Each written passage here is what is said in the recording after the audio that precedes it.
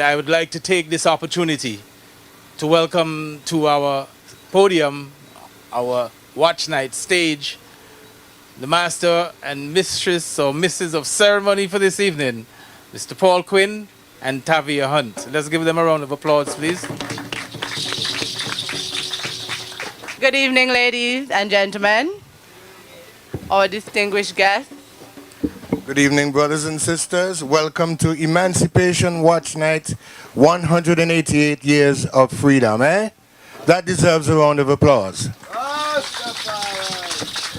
And we know that it's been a while since we've been outside.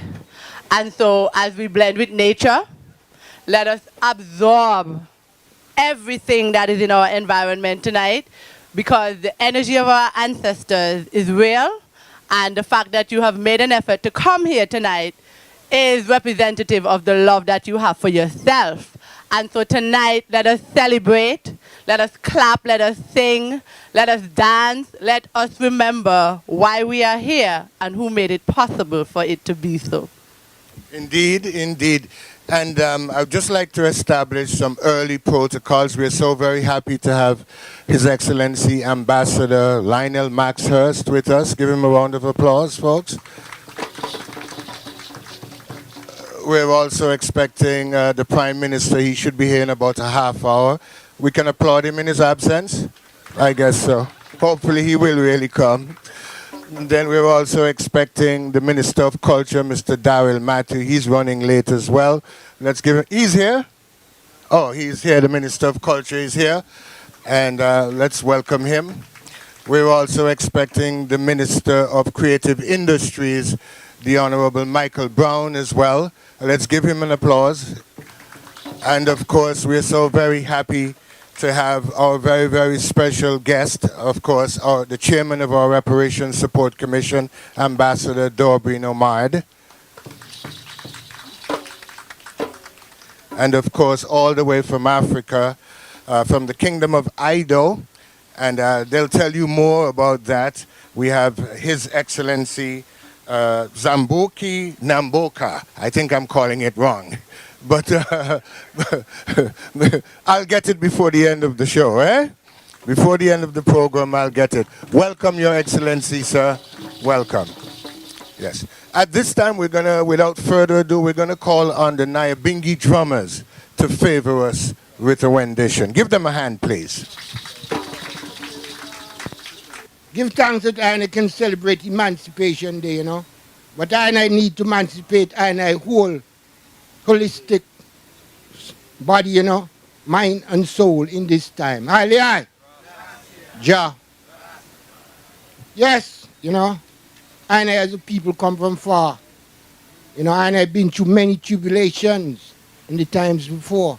So I give thanks that I can live today, that I can celebrate I myself one more time. Hallelujah.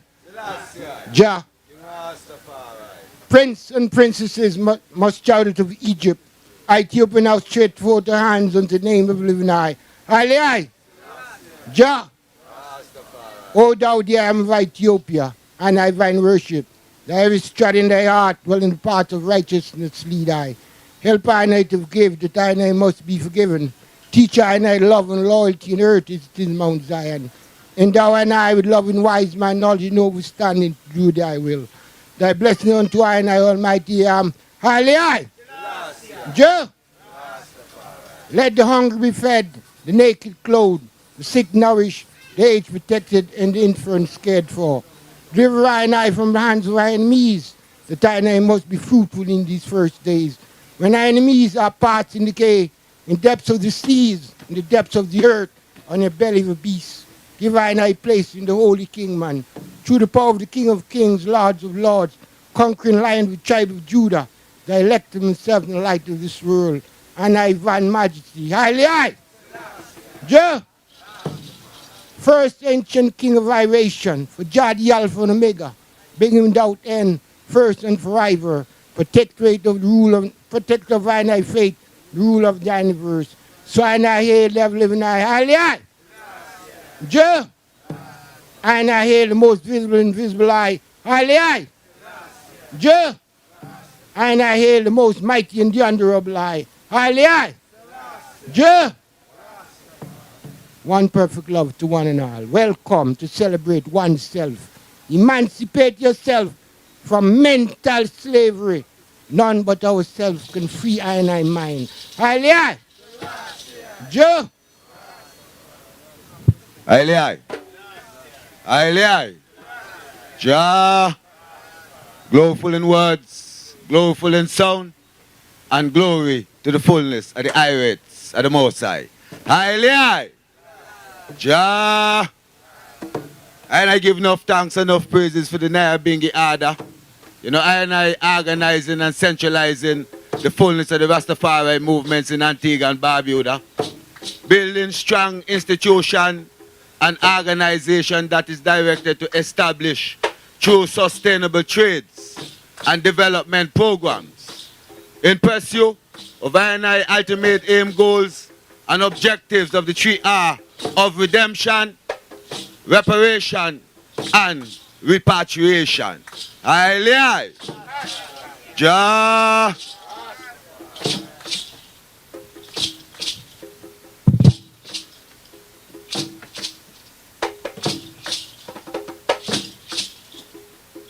I said I proud to be black. I am an Ethiopian.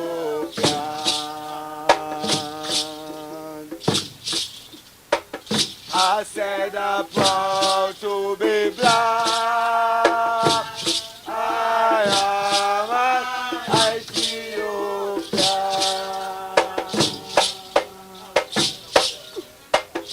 A Congo Moses and Aaron, King Solomon, Sheba too.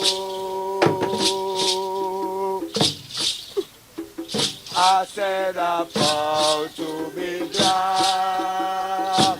I am an Ethiopian.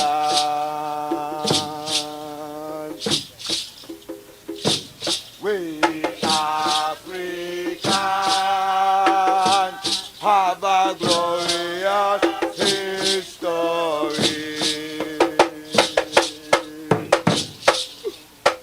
I say we built the first university sanctuary. Oh, Imhotep, the father of medicine, he was an African. I said I'm proud to be black. I am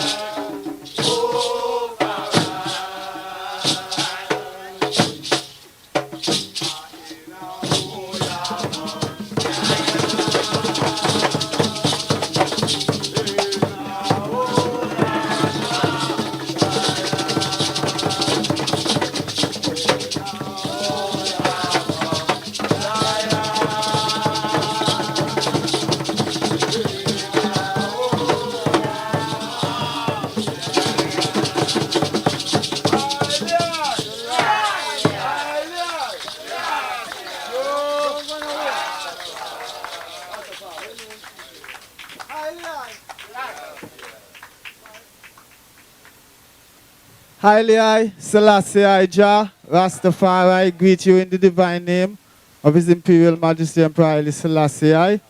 Strength and power of the Holy Trinity, give thanks for life, and I'll pay tribute, libation to and I great people, and I great ancestors.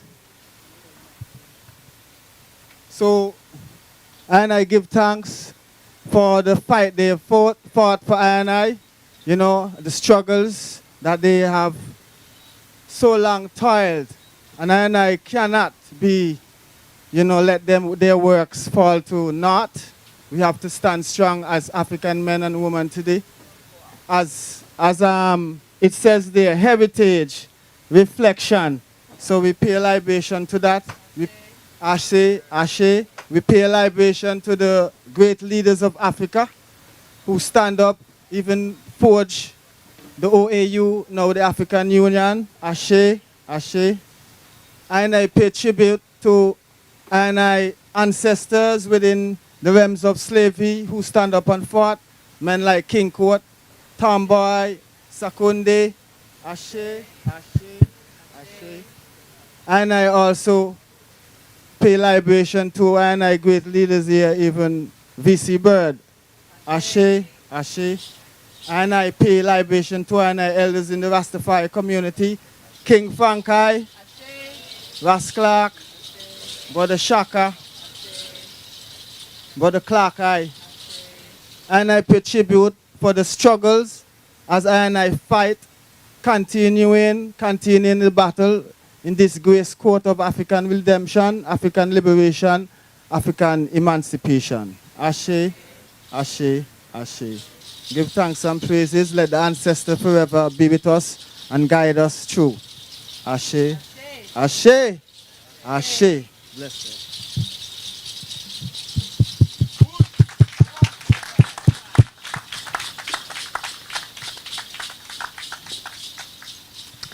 It's such a beautiful energy to honor your ancestors. And if it's your first time witnessing it, I want to encourage you that it is the most honorable act, and there's nothing to be ashamed of. You could do it in your home, you could do it in your yard, you could do it with your family. So always remember to pour libation for your ancestors. It is with great pleasure that I now invite Dobrin Omad, the chair of the Antigua-Barbuda Reparation Support Commission, to offer his welcome remarks. Let us give him a round of applause.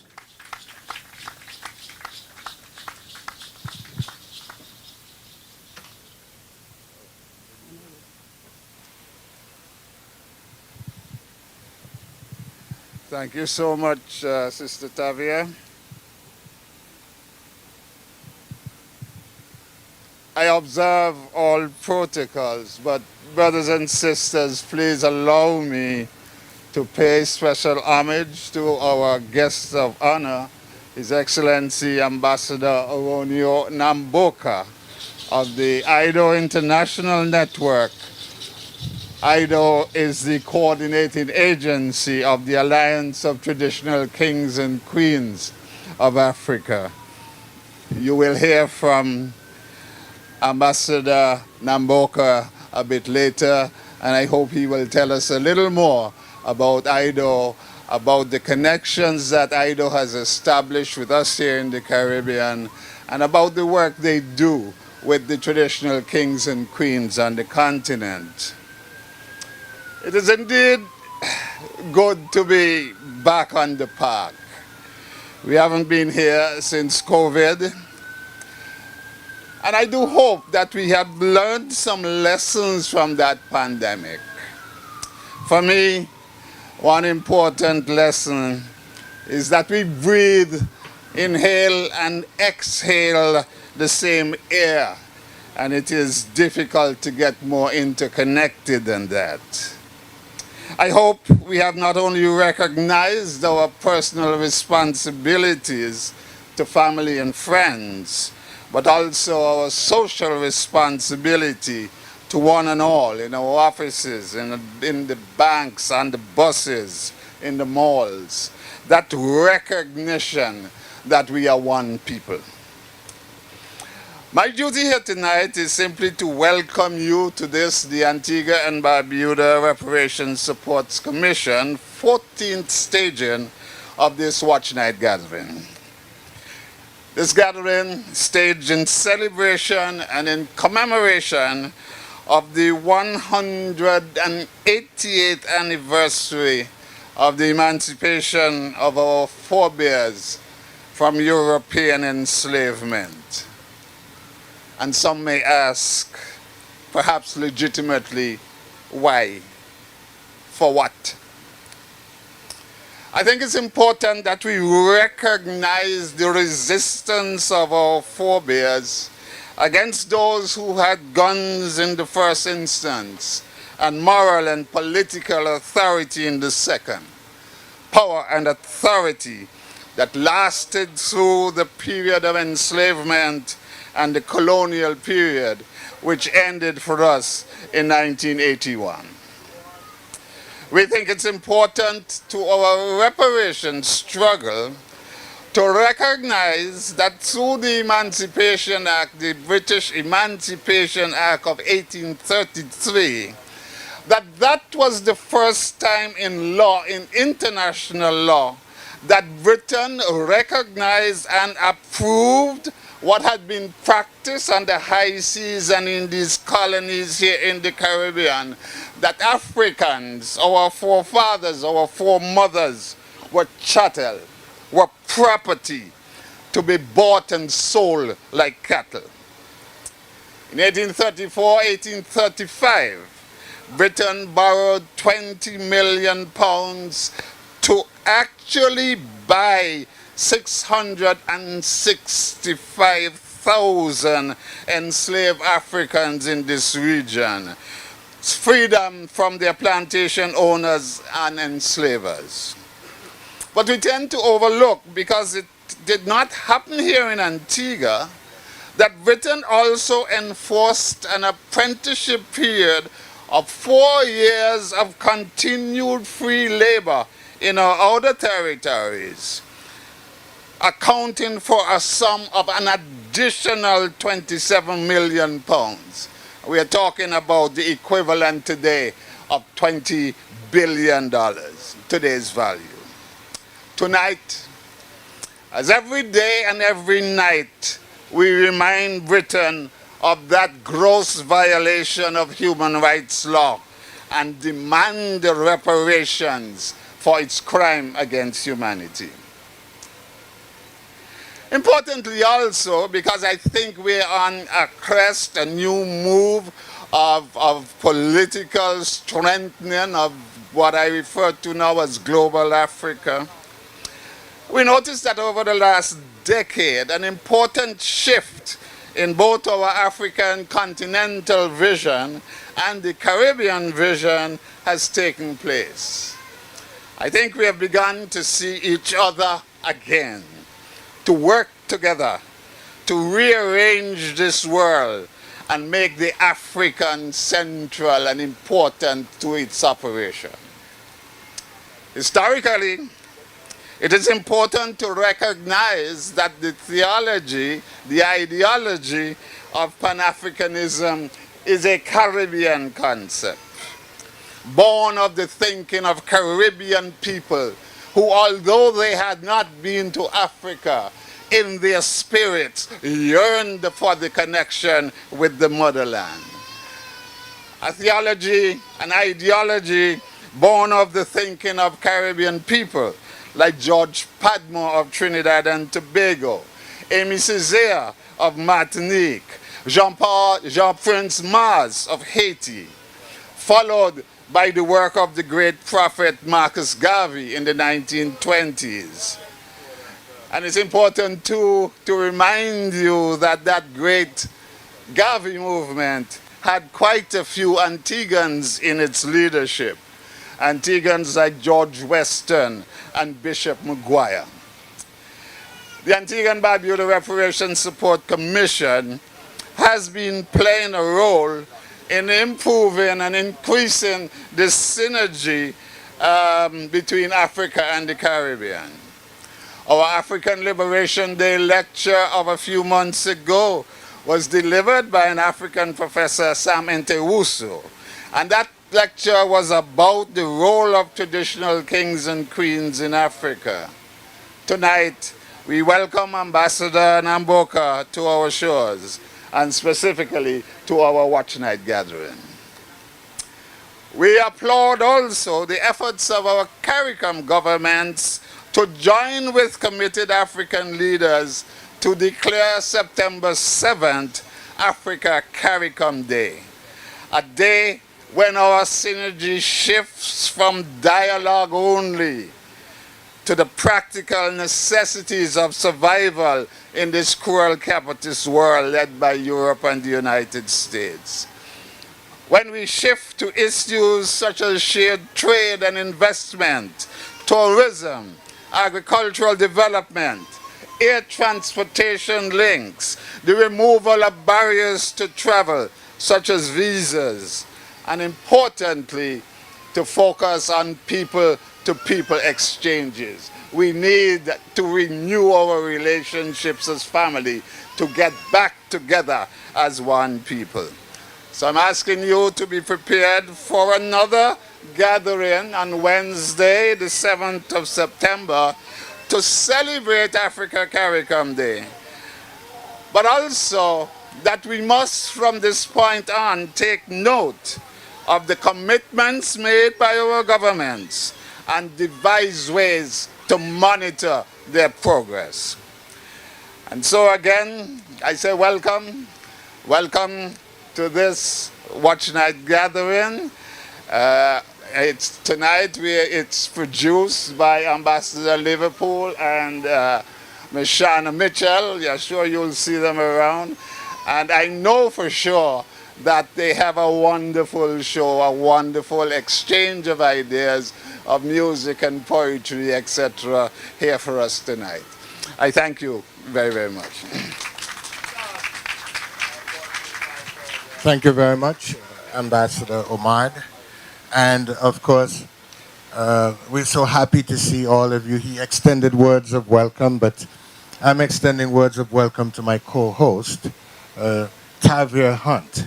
About 3 people met me and saw me today, and they said, Paul, she not coming tonight. I see her down at Breakfast Fete. She down at...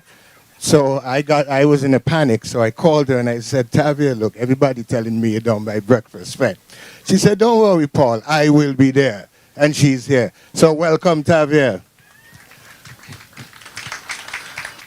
Of course, we want to pause for a minute or so to remember Ambassador Franklin King Frank I. Francis. There'll be a tribute to him later on in today's broadcast. But he would have been up here with Denai Bengi, and we miss him. Let's just pause for a minute or so to remember Ambassador Franklin King Frank I. Francis.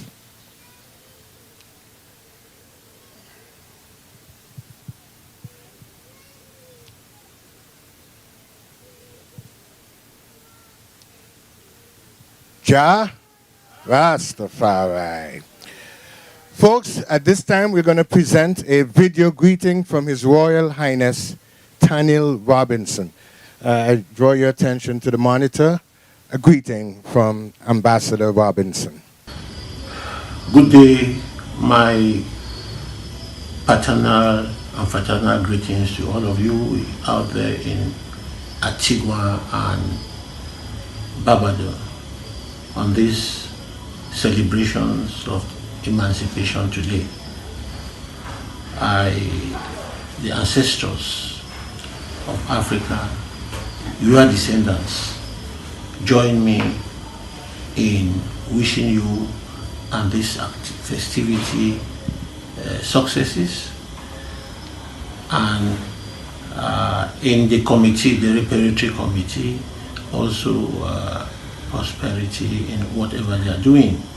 Unfortunately, it wasn't very possible for me to make it because of hiccups that had to do with the transit visas.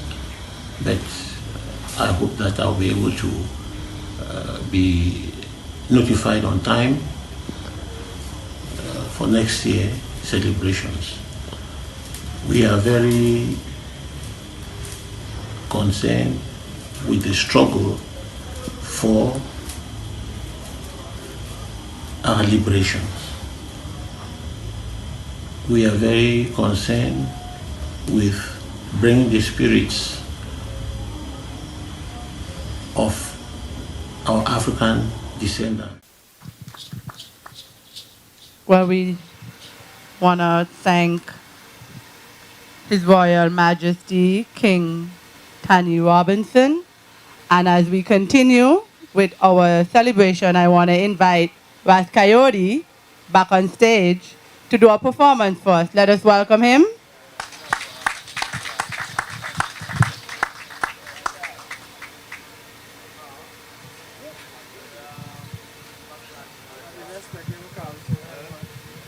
Blessed love.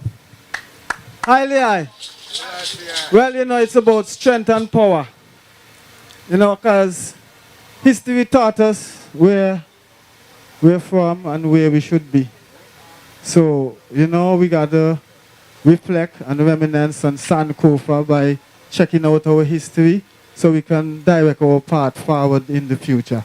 So this is about you and me, because, you know, we are kings and queens. And I want you to never forget that. And remember that God lives in you. He don't live up there in the sky. Because we are African people, our ancient ancestors know that the Almighty is within them. Now, because of slavery, you know, because of the European coming and Christianize us, you know, we have lost that connection, because Christianity really teaches you that God is outside of you. You know, it teaches you to look outside for God, when God is really inside of you. God is a spirit, it's an energy. You know, the spirit energy rules the whole universe. So we got to get back to that consciousness of kings and queens and realizing and recognizing that God is in us and we are gods and goddesses of the earth. Highly high, Selassie I, drop the sound. Strength and power. Remember your roots, remember your culture. 1834, 1st of August, Emancipation Day. Oh yes, and the struggle, struggle, struggle, remember. Don't you dare forget. Struggle, struggle, struggle, remember. Don't you dare forget. And not to be black, and not to be black, and not to be black. Sing the song, yeah, and not to be black, and not to be black, and not to be black. Blazing, so we go fight, fight the battle. And so we win the victory fight. Now we build on our ancestors' legacy. When we say strength and power, when you know yourself and your history, roots and culture, don't find the mystery. Strength and power, we are who we are, not who you are. We be roots and culture, absolutely. And so we set we selfie. History tells a purpose. Yo, strength and power. History tell us where you're from, alright? Where we must be. History tells the people where we. Yo, so we now highlight the things that divides us. No, sir. Forwardly we celebrate what unites us. African creativity, fortitude and bravery. African liberation. We free from slavery. Now sell out, rob a Babylonians. Are the enemies, that's why I follow in His Majesty. Hear the strength and power when you know yourself and your history, roots and culture. Don't quit, you love the song, eh? Strength and power. Why is it? Strength and power. Play me some conscious music. Play me some righteous music. Play me some music for touch my soul. Me and dance for me to feel. King Shachad, him did do it. King him did do it. King Swallow, sing about African liberation. That's a true. So don't get caught by the beast. Vanity, vanity, glamour and glitz. Globalization is just a big bag of chicks. Controlled by the wizard and witch. Freemasons and fascists and freaks. Just like a thief in the night, destruction I go make them this. Hey, strength and power when you know yourself.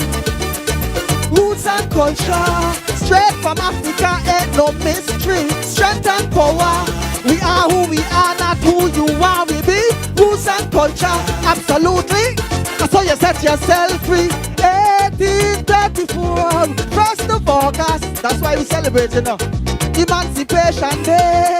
Oh yes, and the struggle, remember. Don't you dare forget. Struggle, remember. Don't you dare forget. And not to be black, and not to be black, and not to be black. Sing the song, yeah, and not to be black, and not to be black, and not to be black. Blessings, so we go fight the battle. And so we win the victory fight. Now we build. Boy, I hear say strength and power. How what me say? Strength and power when you know. We work with we. Roots and culture. Boy, work with me now. Strength and roots and absolutely. Again. When you know yourself and your history. Straight from Africa, ain't no mystery. We are who we are, not who they want us to be. Absolutely. That's how we set ourselves free. Yeah! Rastafari, blessed love. Strength and power, set yourself free. Remember, God is in you. Highly I, Selassie I. Good stuff. Folks, he deserves another round of applause. Strength and power. When you know yourself and your history, roots and culture, that's who we are. Not who you want us to be. We are who we are. I love that song. 5 years ago when I came home, I heard it first right here, fell in love with it, and every year I insist that he sings Strength and Power. He can't come and sing nothing else but Strength and Power. Earlier this evening, I said, Mamba, did you confirm that Coyote gonna sing Strength and Power? He said he not telling me what he gonna sing, but it's a surprise. He couldn't bring no surprise here, but Strength and Power. That's what's up. Every year, he has to sing Strength and Power. That's what's up, folks. Great stuff from Ras Coyote Erasto.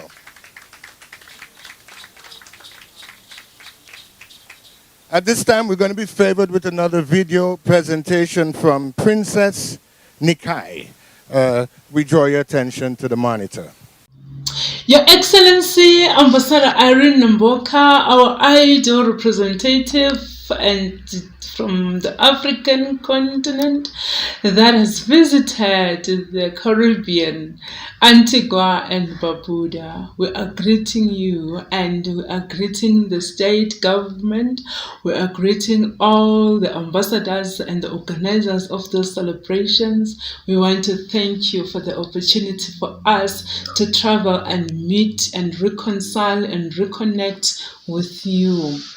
As Africans, we have been detached, we have been separated by the missionaries, by the invaders, by the settlers, the colonizers, the Europeans that have imposed to us their Western religion, and they have used the religion to brutally kill our ancestors. And not only just kill, but to take away our brothers and sisters away from us, away from their motherland, away from their roots.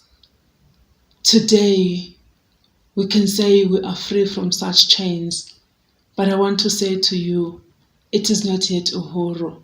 We must continue to fight, as I know some of you are out there fighting for the reparations, fighting for the apology, because an apology is very important for us as Africans.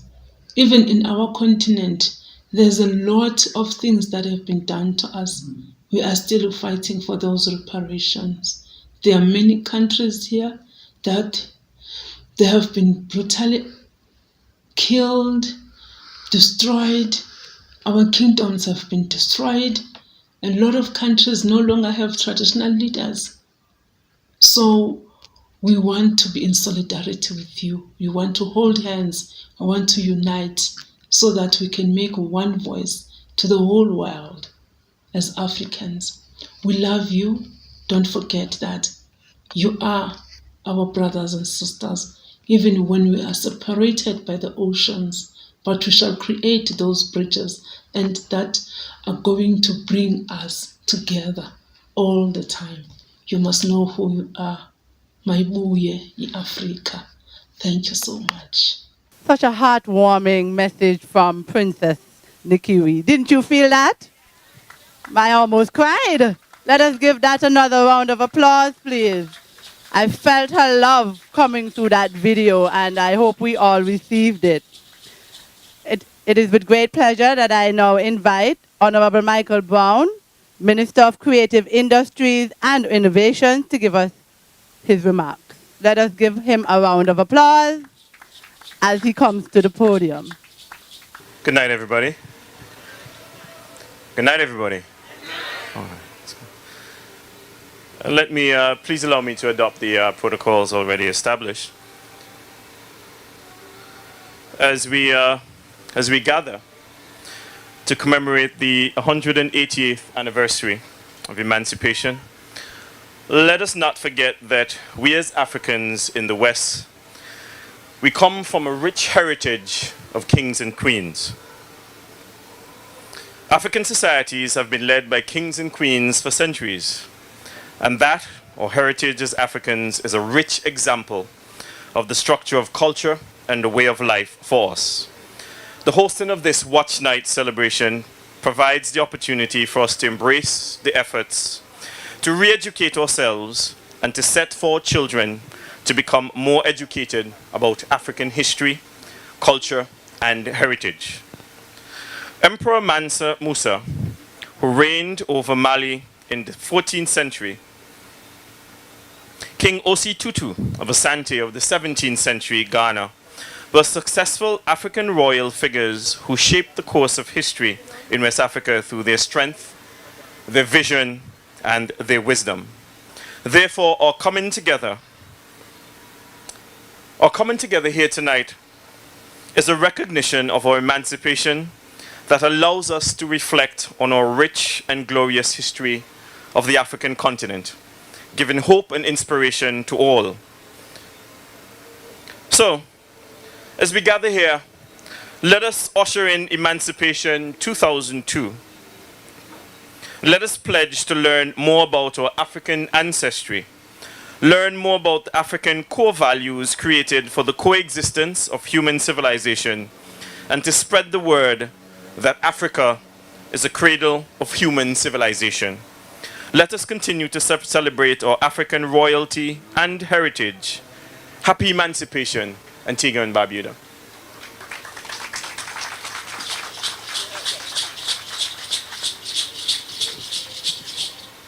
Ladies and gentlemen, let's give the Minister of Creative Industries another big hand. We thank him for coming out. I believe the good minister went to breakfast fete along with Minister Matthew. Did you guys go? Or yeah, they did? I wasn't the only one that went, Paul. All right. As I said before, about 3 or 4 people called me and said, Paul, she's not going to show up tonight because she's having a grand time down at breakfast fete. At around 3 o'clock, I got nervous. So I called her and I said, Tabby, you have to come in because we're a team. I can't do it by myself. Mamba said, Paul, you may have to do it yourself. I don't think Tabby will come in. But she assured me that she'd be here, and I'm happy that she is. I'll never let my people down, Paul. I know. You know, I love my culture. I know.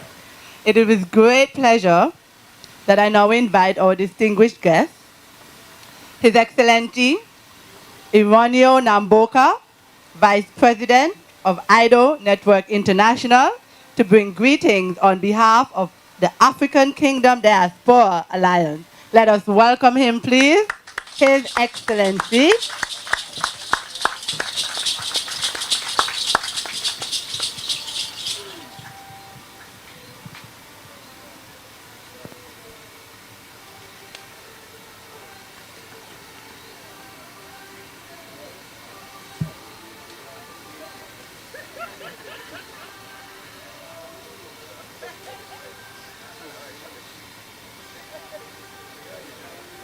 Honorable ministers, Your Excellencies, the ambassadors present, and all protocol observed, because I don't know which titles to mention or in which order to mention them. So allow me to say all protocol observed.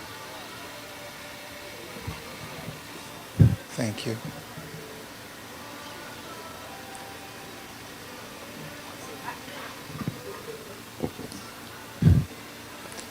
I allow my humble self, on behalf of two kings, King Tanyi Dr. Robertson of Cameroon, who addressed you earlier on, and on behalf of Princess Nikiwe Bam from South Africa, and His Royal Majesty King Bongani of the Embo Kingdom, who, because of technical challenges, have not been able to be present, and they asked me to stand in their place to greet you and to bring the emotional attachment all the continent has towards you, our own people, our blood, our sisters and brothers.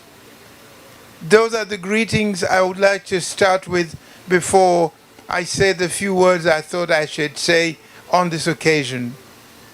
First of all, it's a great honor to be present and join the people of Antigua and Barbuda celebrating the 2022 celebration, the Emancipation event. Emancipation for Africa is a very recent and fresh notion because it means independence. It means uhuru, as Princess Nikiwe mentioned. And it isn't yet uhuru. We have a job to do to really see uhuru. The title I gave to the speech I'd like to make to you is The Voice of the Survivors of Slavery in Africa, Victims or Conspirators. We are the victims of injustice from the Western world, Europe and the United States of America. But Africa is also a survivor, because to bring the people that you are descendants from, they left behind wailing mothers, wailing fathers, who they hadn't been able to capture because the hunt for humans to be taken away as slaves wasn't targeting any specific person.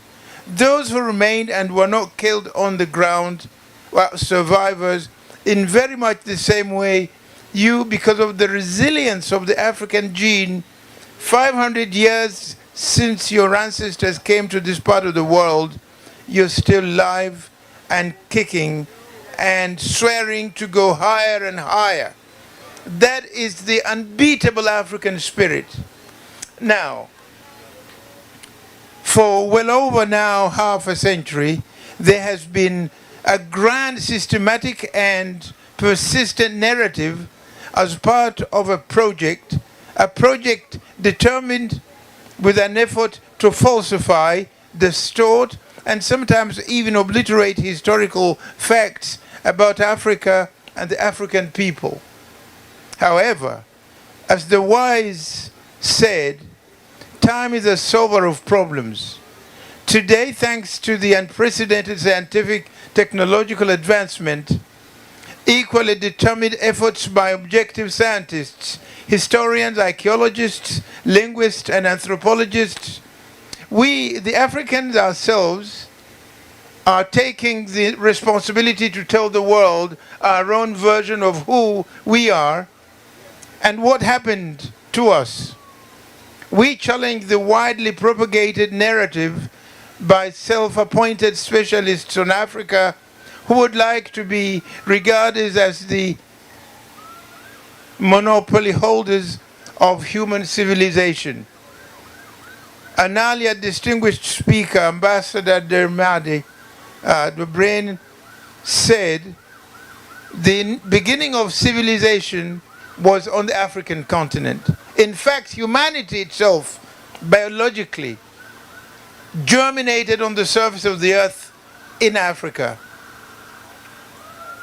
To start this reflection, we stand on the broad shoulders of great Africans gone before us and whose noble fight we are only continuing today.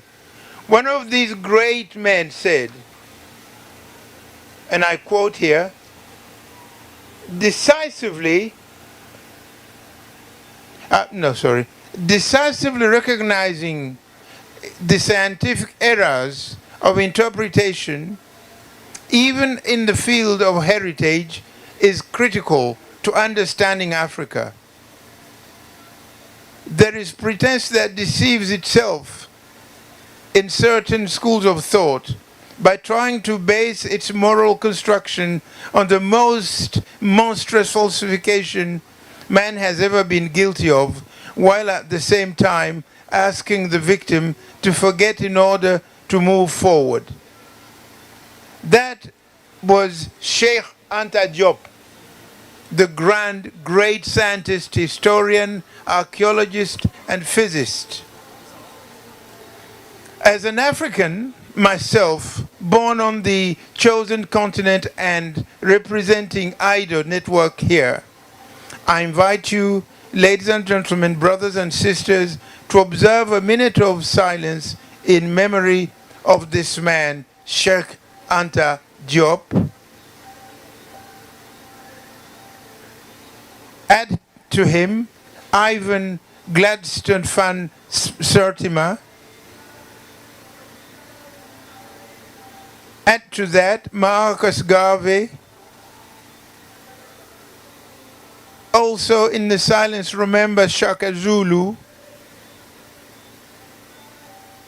Remember also Queen Nzinga of Angola. Queen Amina in what is today Nigeria, and two very important children of Africa in the Caribbean, Chancellor Williams and Sir Walter Rodney.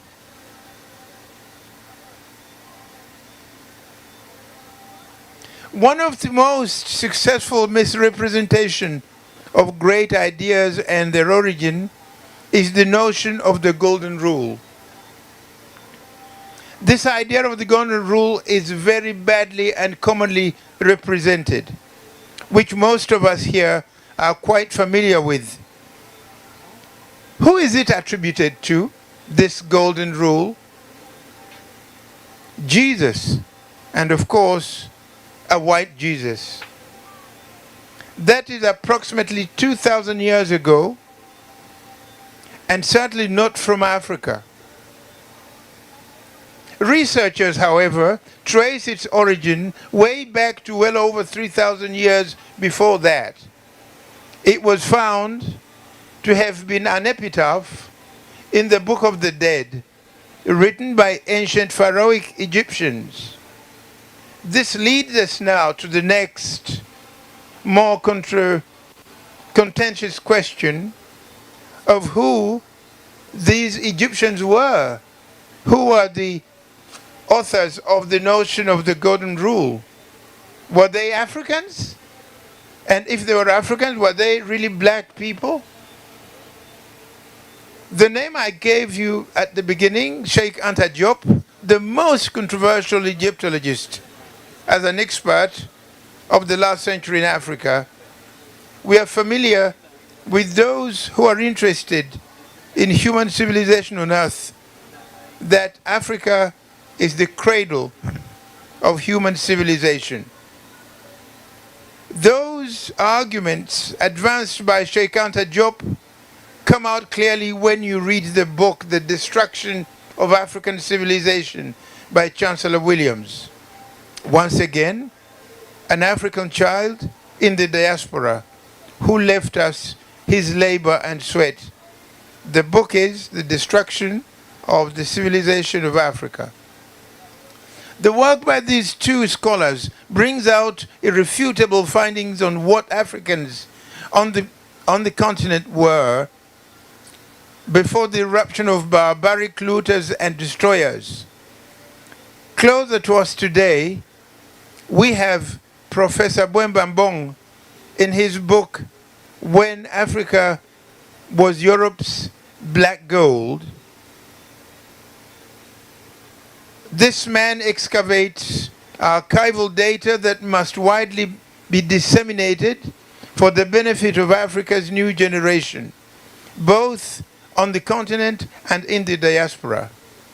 Finally, about what Africans were before the interruption, on this distortion of what Africa really was, two other traveling books need to be mentioned here as we reflect on who we are.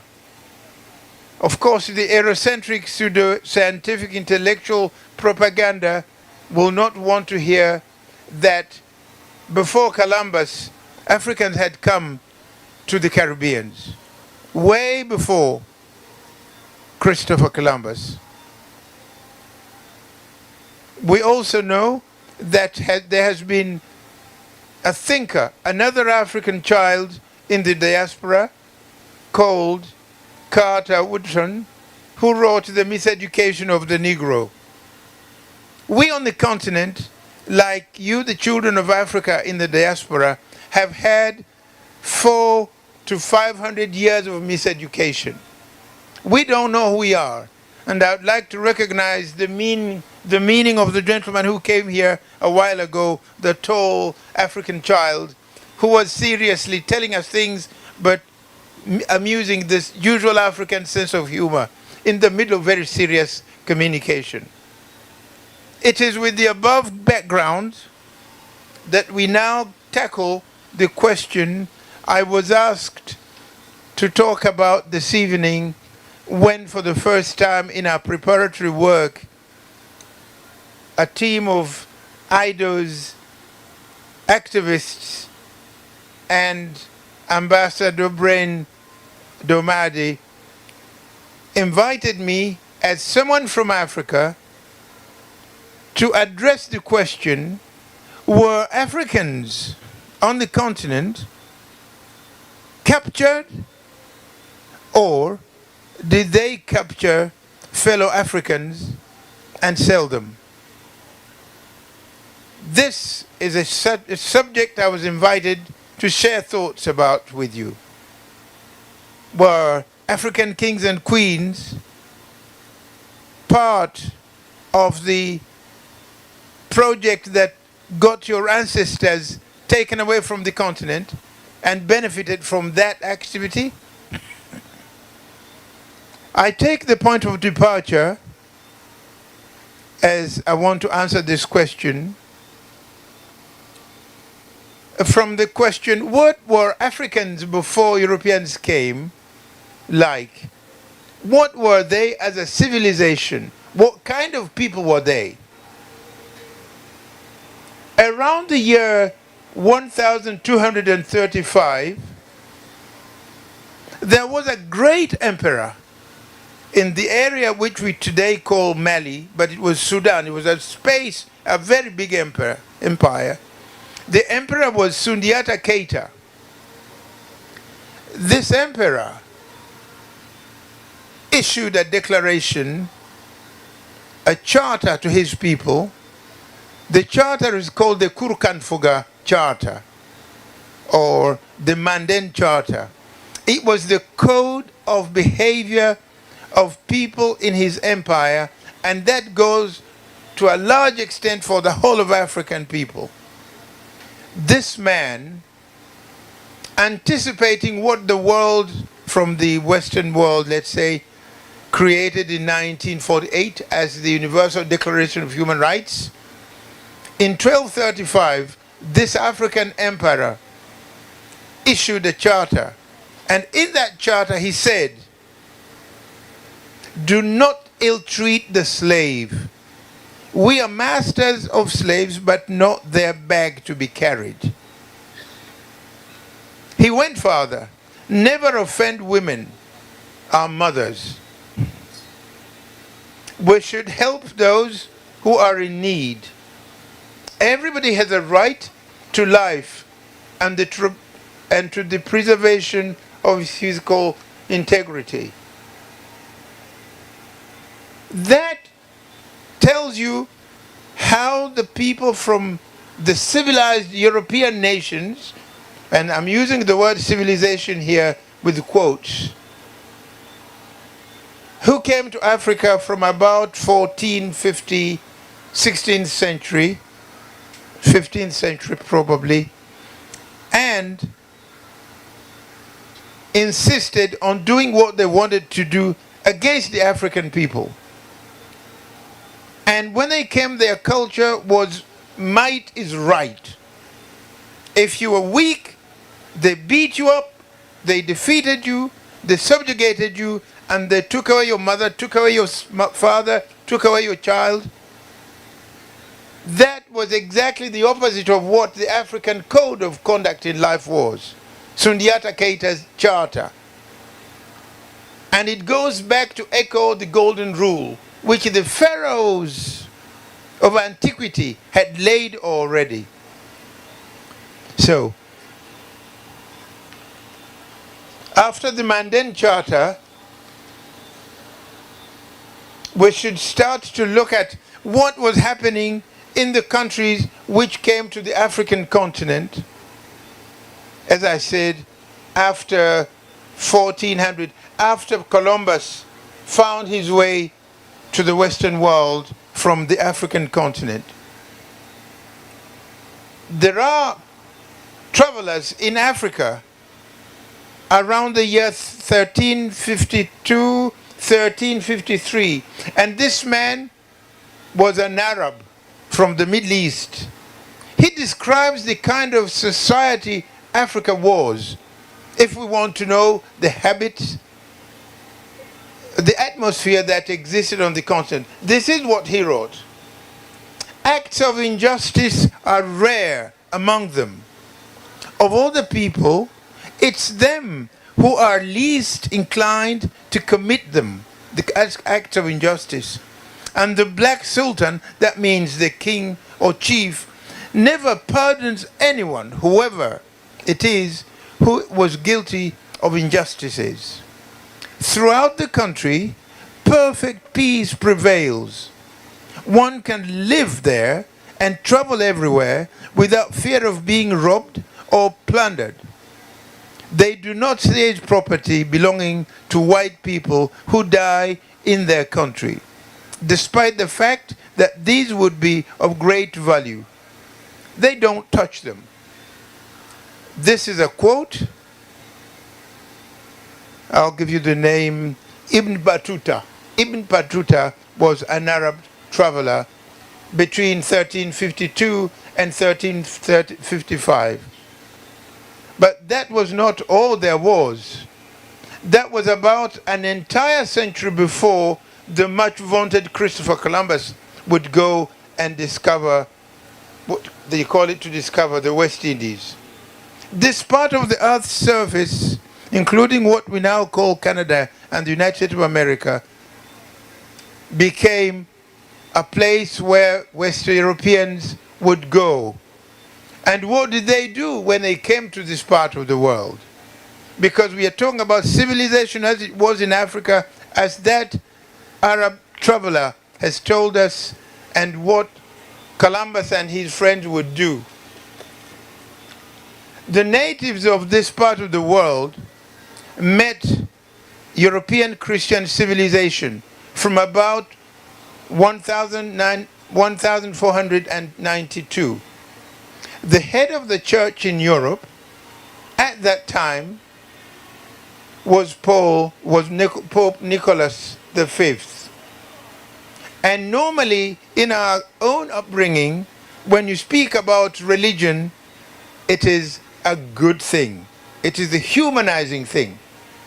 But at that time, when Columbus discovered what we call America today, the Pope was in office in the year 1445, issued a bulletin, a declaration that Spain and Portugal should conquer and enslave those uncivilized, heathen, pagan societies everywhere on earth.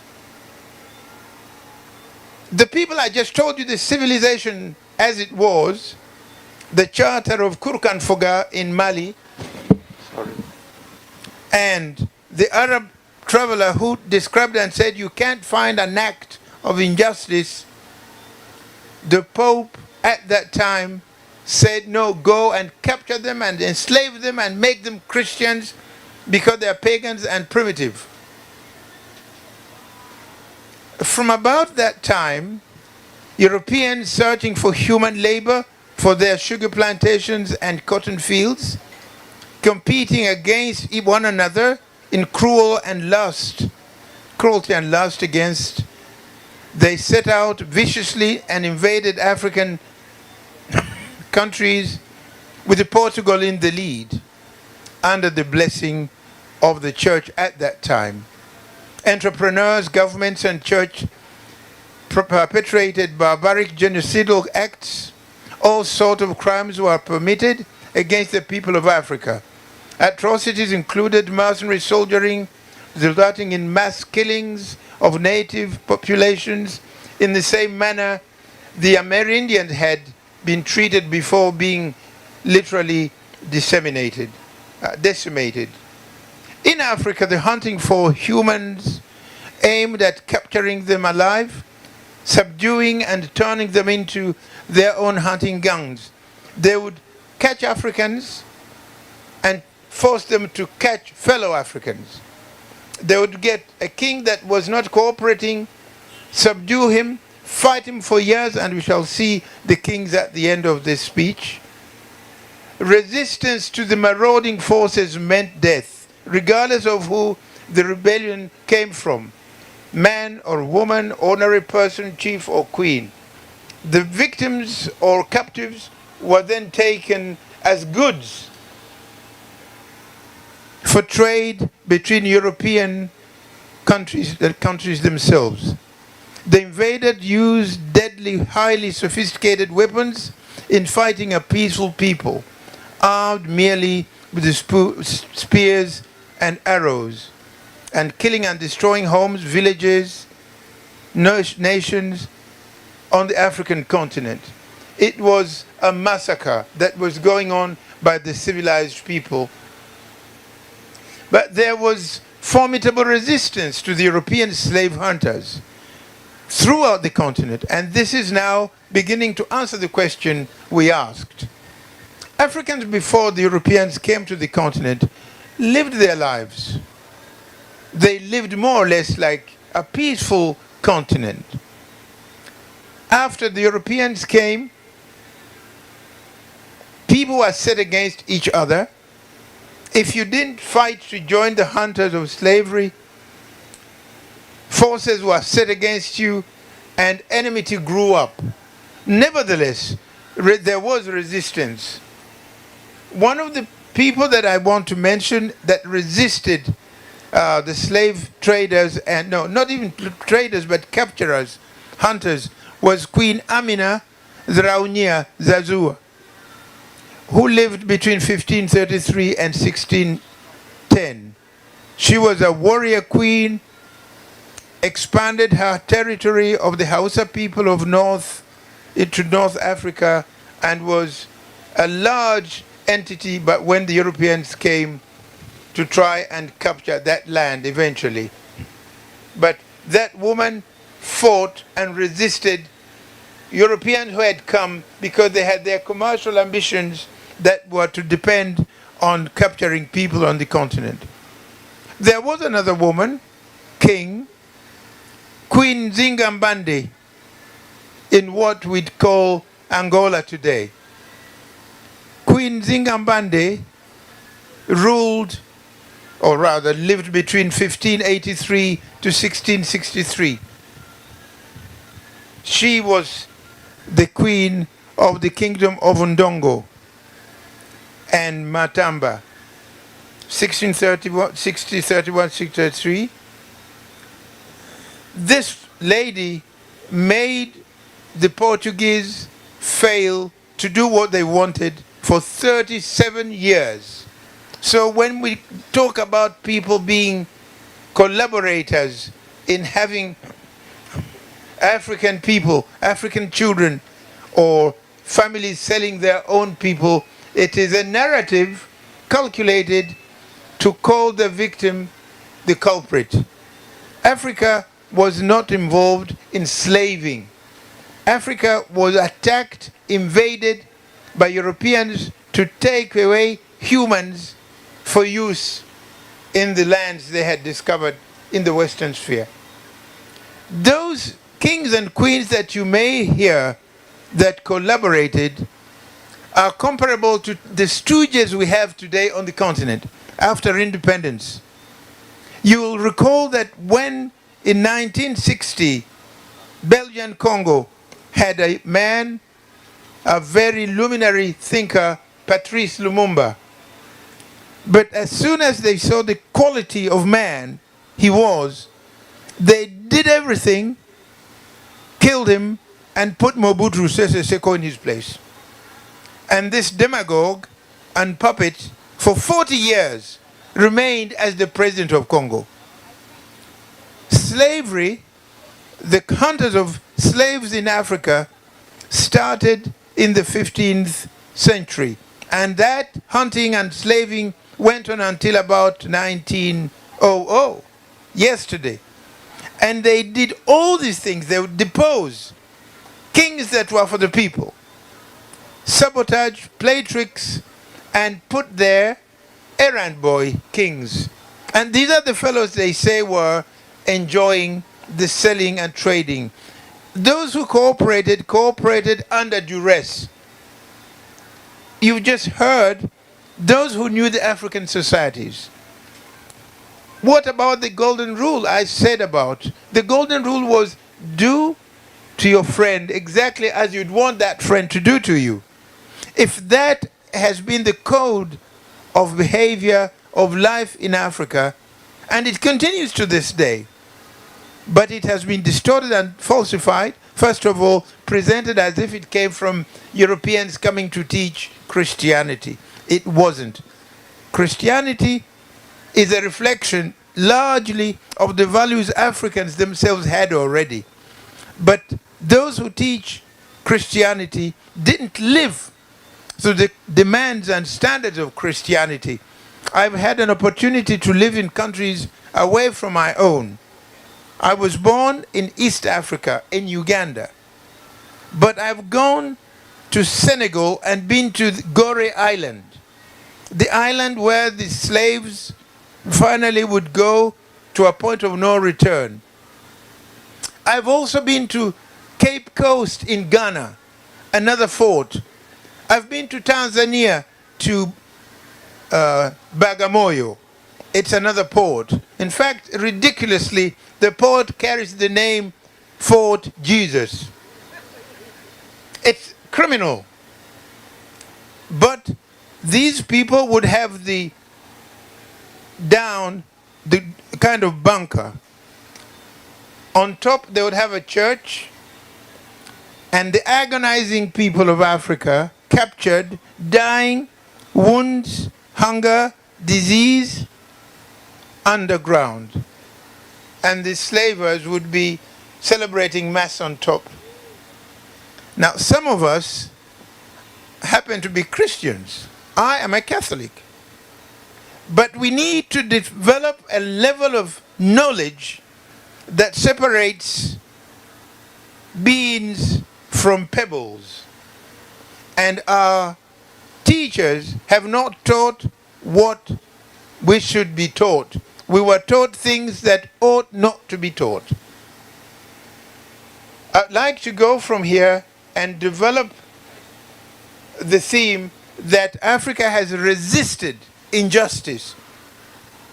The theme of emancipation here reflects the African soul. We are people that breathe justice. Another society has distorted the mind of the black man. Now listen to these names as people in Africa who have fought, sometimes have been killed, but they fought. I mentioned first Patrice Lumumba. This is a recent case. I was already alive. But for you people of this part of the world, you know Toussaint Louverture, the African child who made the French dance and run for their lives. He was an African child. He was a slave, but he knew what justice was. And with his boys, they fought and beat off Napoleon. This is the meaning of understanding justice. Sometimes justice has to be died for. Nelson Mandela said that. We also have Jomo Kenyatta, the father of today's president of Kenya, Uhuru Kenyatta. Jomo Kenyatta saw people come to Kenya from Europe after the Second World War, captured the lands that were arable, and forced the Africans to labor free, kind of slavery on your own ancestral land. Jomo Kenyatta organized very much along the lines of Toussaint Louverture. And the Mau Mau struggle, resistance, ended by beating the British. And indeed, although Kenyatta was imprisoned for 7 years, that is justice for you, those who want to learn justice from the Western world. But Kenyatta fought, and after 7 years of imprisonment, came back, and his people recognized him as their head of state. We also have Beanzan. Beanzan was an emperor in Dahomey, Western Africa. He was betrayed by people that were again bought by the French colonizers. But he resisted for a very long time. There is another West African man, Almami Samori Toure. Almami Samori Toure was in Guinea, Conakry. And this person symbolizes again the resistance of the Africans against the kind of barbarism and madness that was going on in the heads of the so-called colonizers. Then, of course, I should mention a name that you all know, Nelson Mandela. Nelson Mandela is another sign, another symbol, and he was fighting simply for justice, simple equality, but he was imprisoned for 27 years in the eyes of the Western world. So we cannot begin to say that we're going to learn.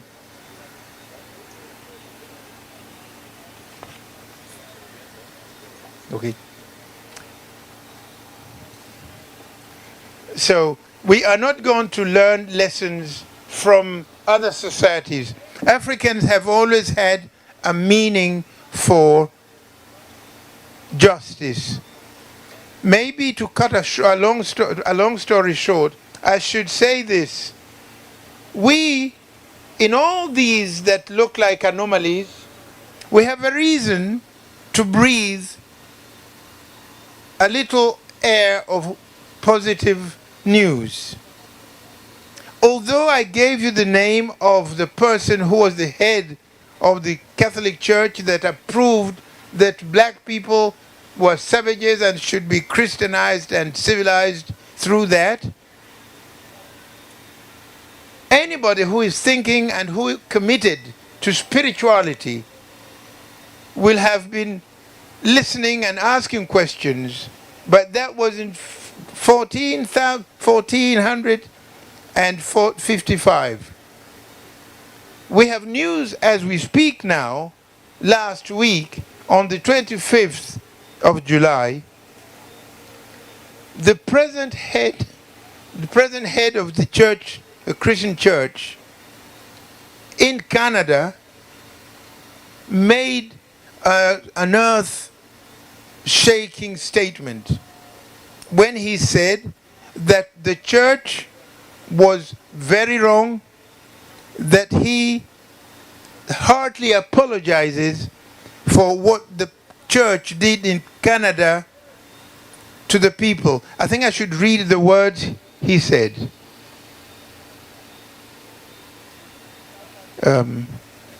He said this: the moment is hugely historical, as I said. He said, sorry. Yes, he said, I humbly beg forgiveness for the evil committed by so many Christians against the indigenous people of Canada here. The forced assimilation of indigenous people into Christian society destroyed their cultures, severed their families, and marginalized generations in ways still felt today. My apology is only the first step in making amends with the indigenous people of Canada. A serious investigation must be conducted into the facts of what occurred in the past. In the name of Jesus, may this never happen again in the church.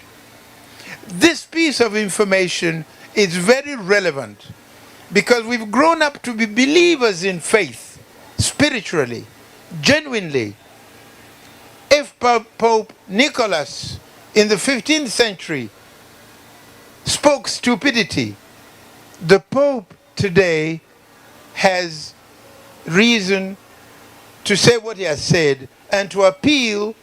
Although he was speaking to the Canadian indigenous people, this information is relevant to those of us who are talking about reparations, emancipation, and to be recognized as humans in the image of God. Indeed, when God made man, he made him in his image. But man appeared on the continent of Africa first. So we are the image of God. Because if God made man on the African continent, that's what science tells us, and he made man in his image, then we are the image of God. And it seems to be true, because all these crimes, Africans had been traveling the world over before Christopher Columbus. Our ancestors traveled, but we never captured, we never enslaved, we never harassed any society. So probably time has come for us to keep the hope that we will overcome. I thought I should conclude with one thing. What does all this information make us feel now? I think that we must not lose hope. Whatever the odds we come across, we shouldn't give up, because things take time. It has taken 500 years for the church to correct what the Pope said. 500 years. And this is to everybody that lives today sees. 2, crimes are crimes, and justice will ultimately prevail in a one way or another. It's a question of time. We said, time is a solver of problems. Let's sustain the struggle. We will overcome. Humanity is frail. The great of today aren't not necessarily the great of tomorrow. One time it was Portugal and Spain and Rome who ruled the world. Then we had a bipolar world where there was the United States and Russia. Today China seems to be nibbing and causing people to ask questions. Africa will come back again and be the master of the universe as we were at the beginning. Finally, the subject of reparations to the people of Africa who have gone through centuries of denigration, cruelty, exploitation, discrimination, and humiliation will then, if we approach the positive attitude, we will reach what we want to reach. This means perseverance and looking at the example of the heroes, finally, like Toussaint Louverture, who fought against odds, but did prevail? Allow me, in responding to that question, Africans didn't sell their own people. Those who may have sold were doing that under duress to survive, to be alive. Allow me to conclude as I pay respect to the Honorable Prime Minister for gracing our evening. Thank you very much indeed.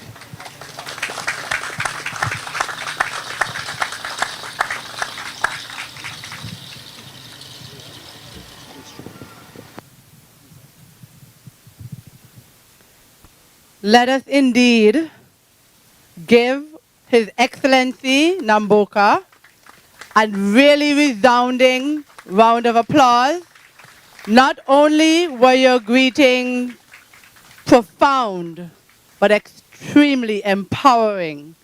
And I know that we would have all received so much valuable information, some of it for the first time gracing our ears. And I know that when we leave here, we will continue to search to unearth everything that we ever questioned about ourselves and our inheritance. Thank you so, so much. We are honored to have you in our presence tonight. Very well said, Tavia. We are indeed honored. We also want to acknowledge the presence of the political leader of the United Progressive Party, the Honorable Harold Lovell. He is with us somewhere around. We also want to acknowledge Senator Sean Nicholas. She has graced us with her presence as well. And of course, our Prime Minister, the Honorable Gaston Brown. Thank you so much for coming, sir. And I'll tell you something. When I came in, Mamba ran over to me and said, the Prime Minister is coming. I said, he didn't go breakfast, right? Because he said, I don't think he went. Did you go, sir? No, he didn't go. You see, he's my age. I think we've outgrown the breakfast fete thing, man. We grew up together, went to Sunday school together, went to church together. I know he is beyond that now. But thank you so much for coming, sir. And talking about breakfast fete, you have some exciting news to share about what's being sold over there, Tavia. Huh? Oh, well, was that breakfast fete too? So somebody said. Just a note for all of us, there is a bar that you can go and get some refreshments, and there's also food. So please patronize the bar and make sure that you get yourself something to eat and drink. So don't leave empty-handed, support the bar. Very, very good. And I was paying attention to what the speaker was talking about, and he mentioned the lies told by the Europeans. So I want you to respond to me. We're talking about the culture song. Christopher Columbus is a...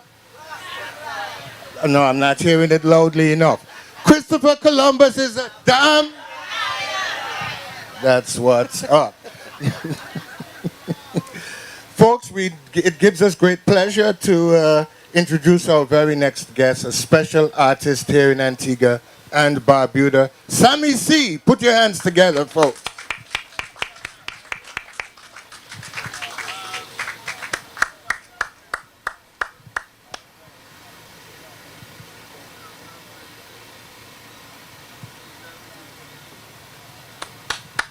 Good evening, my beautiful people. I truly feel like I'm back to my roots being here this evening. Jah Rastafari. Music.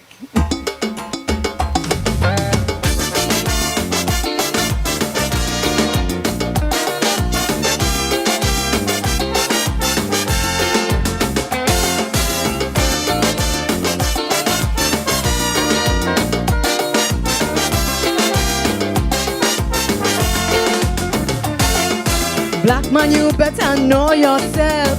Can't depend on no one else. White power came to Africa to rob, rape, and to plunder. Europe stole all our wealth, bringing strange diseases to destroy your health. You use Africa well to build your great America, leaving us poor and still, and applying pressure, pressure, pressure. So rise, black man, rise. Open up your eyes and fulfill your destiny. We should should live in peace and harmony, because black is beautiful. Your future is in your hands. Black man, stay strong. We sing in redemption songs. You, we chanting down Babylon. You, so rise, black man, rise, black man, rise. It's black man redemption. Whoa, black man redemption. Yeah, black man redemption. Whoa, black man redemption. Whoa,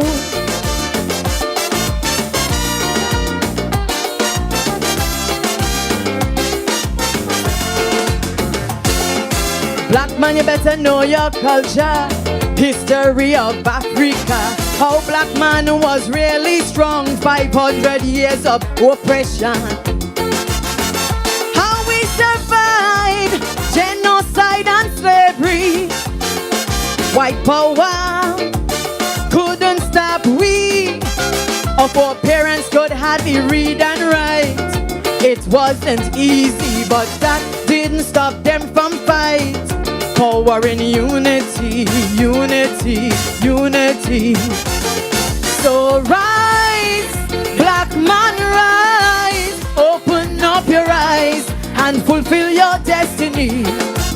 We should live in peace and harmony, because black is beautiful. Your future is in your hands.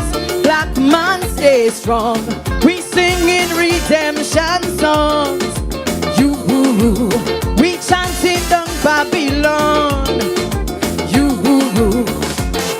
so rise, black man, rise, black man, rise. It's black man redemption. Whoa, black man redemption. Yeah, black man redemption. Whoa,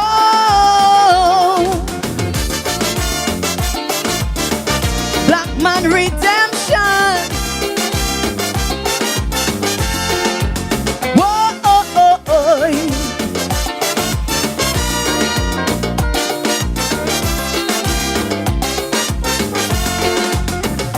black man, take a page out our history. We create math, science, philosophy. We create great invention. So why you sitting on your bum?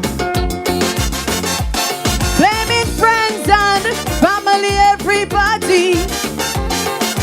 Free yourself from mental slavery.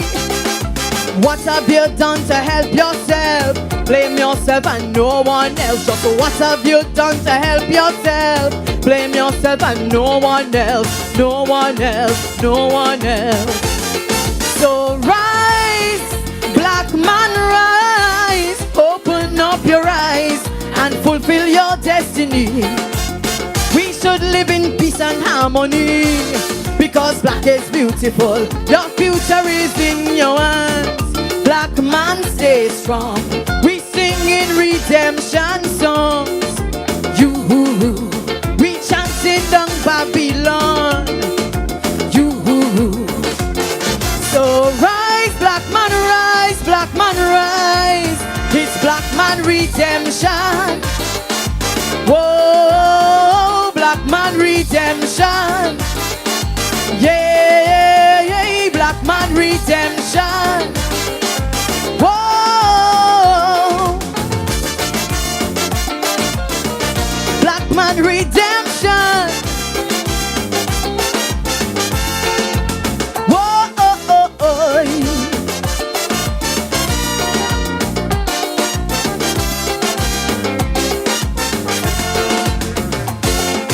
black man, put your fist in the air to show the world that you care about your woman and your children, to protect and feed them. You should care about your future and country, representing your race with pride and dignity. Let the world see that you are a proud black man, defending your nation. symbol of pride for emulation. Black man redemption, redemption, redemption. So rise, black man rise. Open up your eyes and fulfill your destiny. We should live in peace and harmony, because black is beautiful. Your future is in your hands. Black man, stay strong. We sing in redemption songs. You, we chanting down Babylon. You, so rise, black man, rise, black man, rise. It's black man redemption. Whoa, black man redemption. Yeah, black man redemption. Whoa, thank you. Oh my, oh my.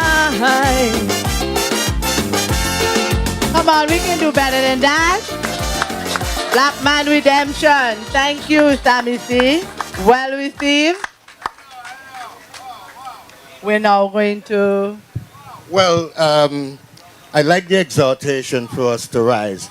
And I see it happening here in Antigua and Barbuda. We're rising up, demanding reparatory justice and that sort of thing. We're more conscious of our heritage, our culture, where we came from, and where we ought to be. But while listening to her, I remembered Mama Africa. This was a black woman. She got off the slave ship. She ran away down at the market, ran over to Bowlands in the Shirkley Mountains area, and she terrorized the plantations out there. And always, whenever she hit a plantation, she would encourage the slaves to come with her and rise up. And then, of course, there is Mary Prince, and we've been studying her recently. She fought again and resisted slavery. Went to England where she became free. Then her owner, Mr. John Woods from Woods Estate, he wanted to bring her back to Antigua. She said, no, no, no, no, no. Because if she goes back to Antigua, she becomes a slave again. She said, no, no, I'd rather die here in London than return to Antigua to become a slave again. The thing is, she even gave up her husband because she was married to a man here in Antigua. And then, of course, there's Mary Thomas. Mary Thomas, she burnt down half of Frederickstead.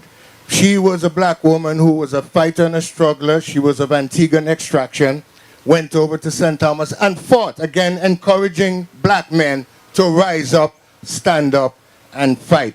Papa Willie up in Mercer's Creek, Comfort Hall, he did the same thing. Rise, black man, rise. Stand up, black man, stand up. So we have a number, and of course we can't forget King Court and Tomboy and Hercules and Scipio and all of them. Rise, black man, rise. Wow, Paul. Wow. Rise. We're now going to have a video clip rendering greeting from Ambassador Kimberly Percival. So let us draw our attention to the screen, the monitor, as she gives us her greeting. I am Ambassador Kimberly Percival, IFBB Elite Pro and World Champion. It was on August 1st day in 1834 that the enslaved people of Antigua and Barbuda were freed from the control of the white plantation owner. It was on this day that all African Antiguan and Barbudans were liberated from the physical bondage of the estate and the psychological dependence of the slave owner. Let us give thanks as we celebrate Emancipation 2022. We will now invite our featured speaker, Ms. Desley Gardner of the Antigua and Barbuda National Parks Authority, to give us her brief remarks. Let us welcome Ms. Desley Gardner. Thank you. Good evening, everyone. Allow me to adapt the protocols officially observed just recently. Thank you so much for having me here this evening. I heard brief remarks. I heard very brief remarks. I don't know how history can be brief, but I'll try my best. I just was very humbled, excited, And I felt the energy here this evening. I'm so honored to be here, and I want to thank everyone for coming out and participating in this watch night, because it's so important, so integral into understanding, recognizing, and acknowledging those who went before us and what they paid, the price they paid on our behalf. And I think nights like these are so important. So just allow me to share some of my personal experiences with history. You know, being born in the very, very late 1900s, as a young woman, I have learned so much about my history because I found a need to explore it, to understand it, because when I was studying history in fifth form, CXC history, we had many textbooks written by Hilary Beckles and Vereen Shepherd. And these textbooks spoke about slave rebellion. Slave rebellion that happened in the Caribbean. And oftentimes, Antigua would get 2 lines, not even a paragraph, and they would say that we were passive in our rebellion. And I didn't like that. I didn't like passive. I don't like that word passive. It makes it sound like if we were complicit, we were okay with the fact. And then when it came closer to emancipation, they would speak about the apprenticeship period and that Antiguans, we just went back to the plantation as if it was just regular life for us. And it didn't really highlight the fact that we were being oppressed under a very dramatic system that was so continuous for so many years. So, as now a student of history and archaeology, I seek to remember, recognize, and identify persons in our history and share them with my fellow Antiguans, because I'm very proud.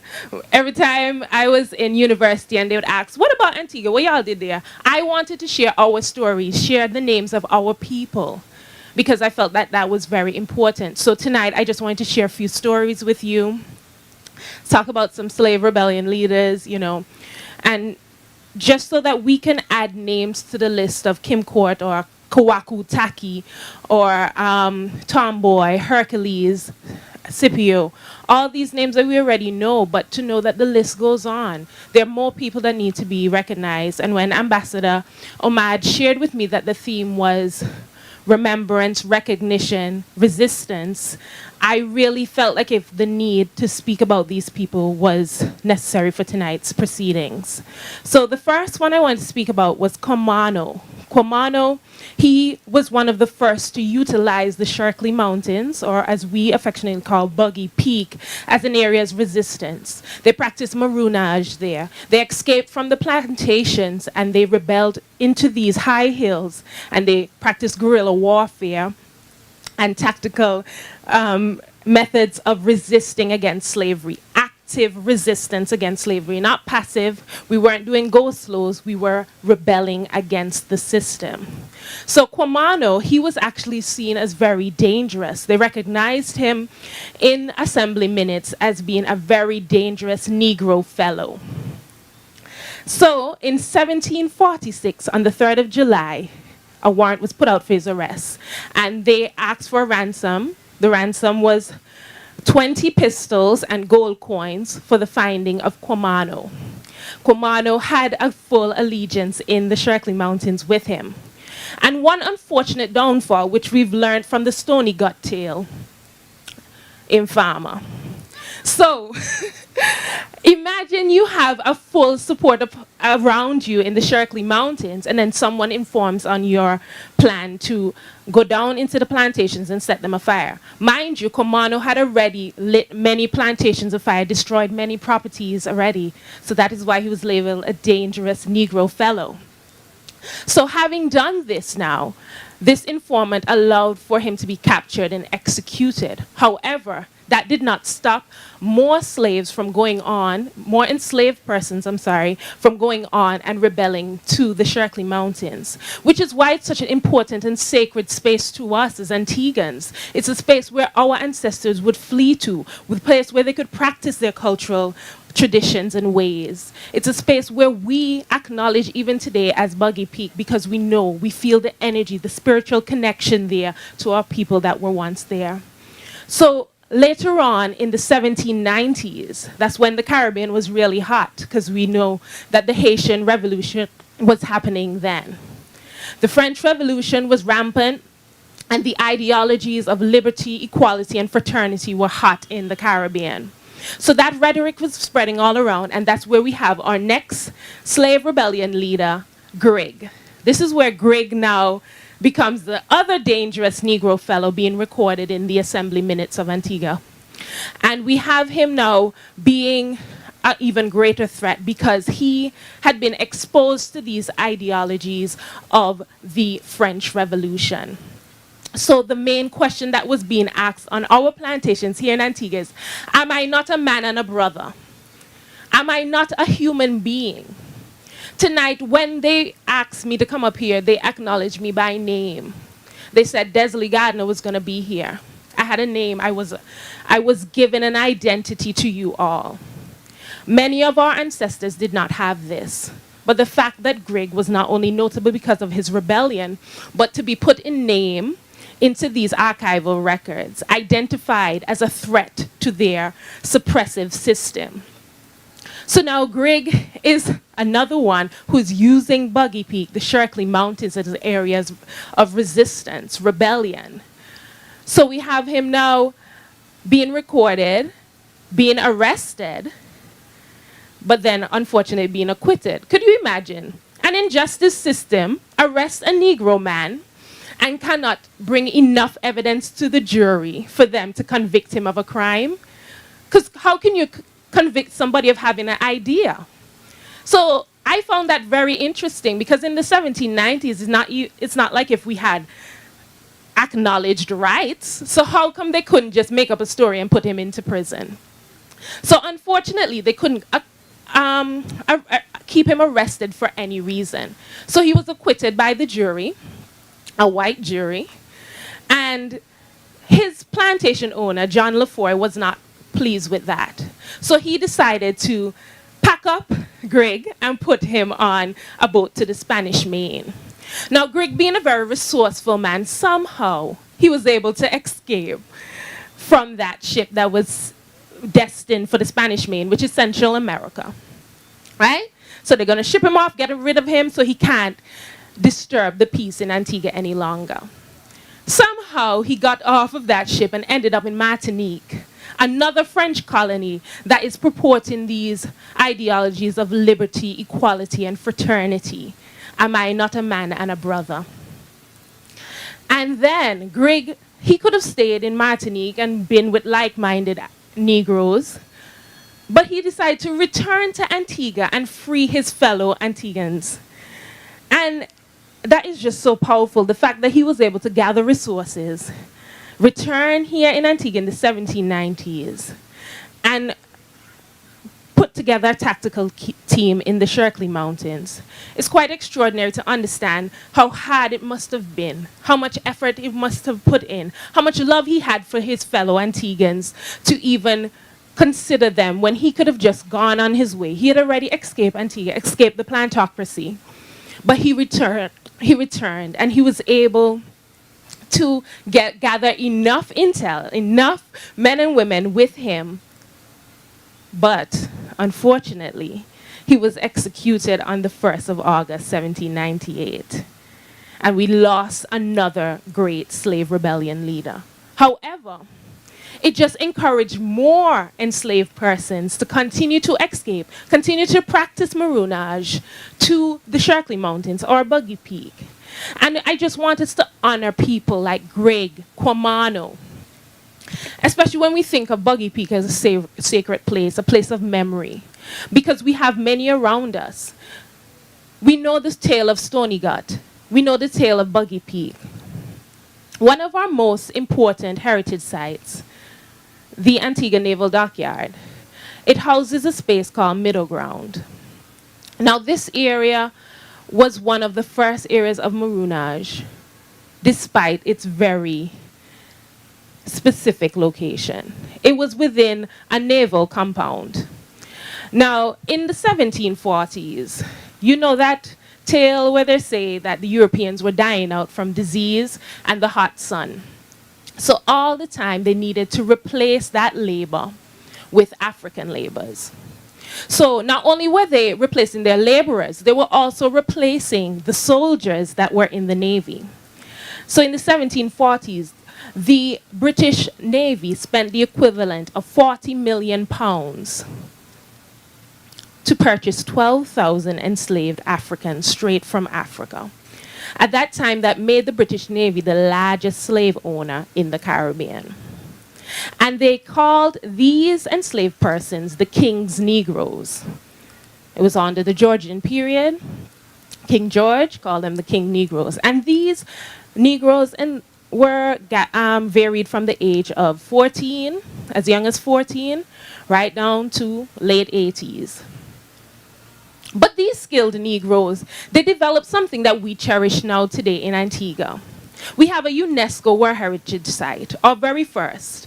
And it's highlighted because of the very complex Georgian architecture that still stands 300 years later, and the humanistic values that were exchanged between the Europeans and the Africans that lived there. But a key part of the inscription that I find we gloss over is the fact that these Georgian buildings, they're very different from anything that's in the Caribbean and in the world, hence a UNESCO World Heritage Site. It's so different because, let's remember, now today we can go on YouTube and we can ask for any skill and we can get the information given to us. Our African ancestors, they weren't given tutorials by the Europeans on how to build, how to construct. They had the knowledge. These were intelligent, skilled persons. So they sought these skilled persons for a reason. So the architecture that we celebrate in the dockyard is a creolized form of Georgian architecture. It is not the Georgian buildings that we see when we go to London.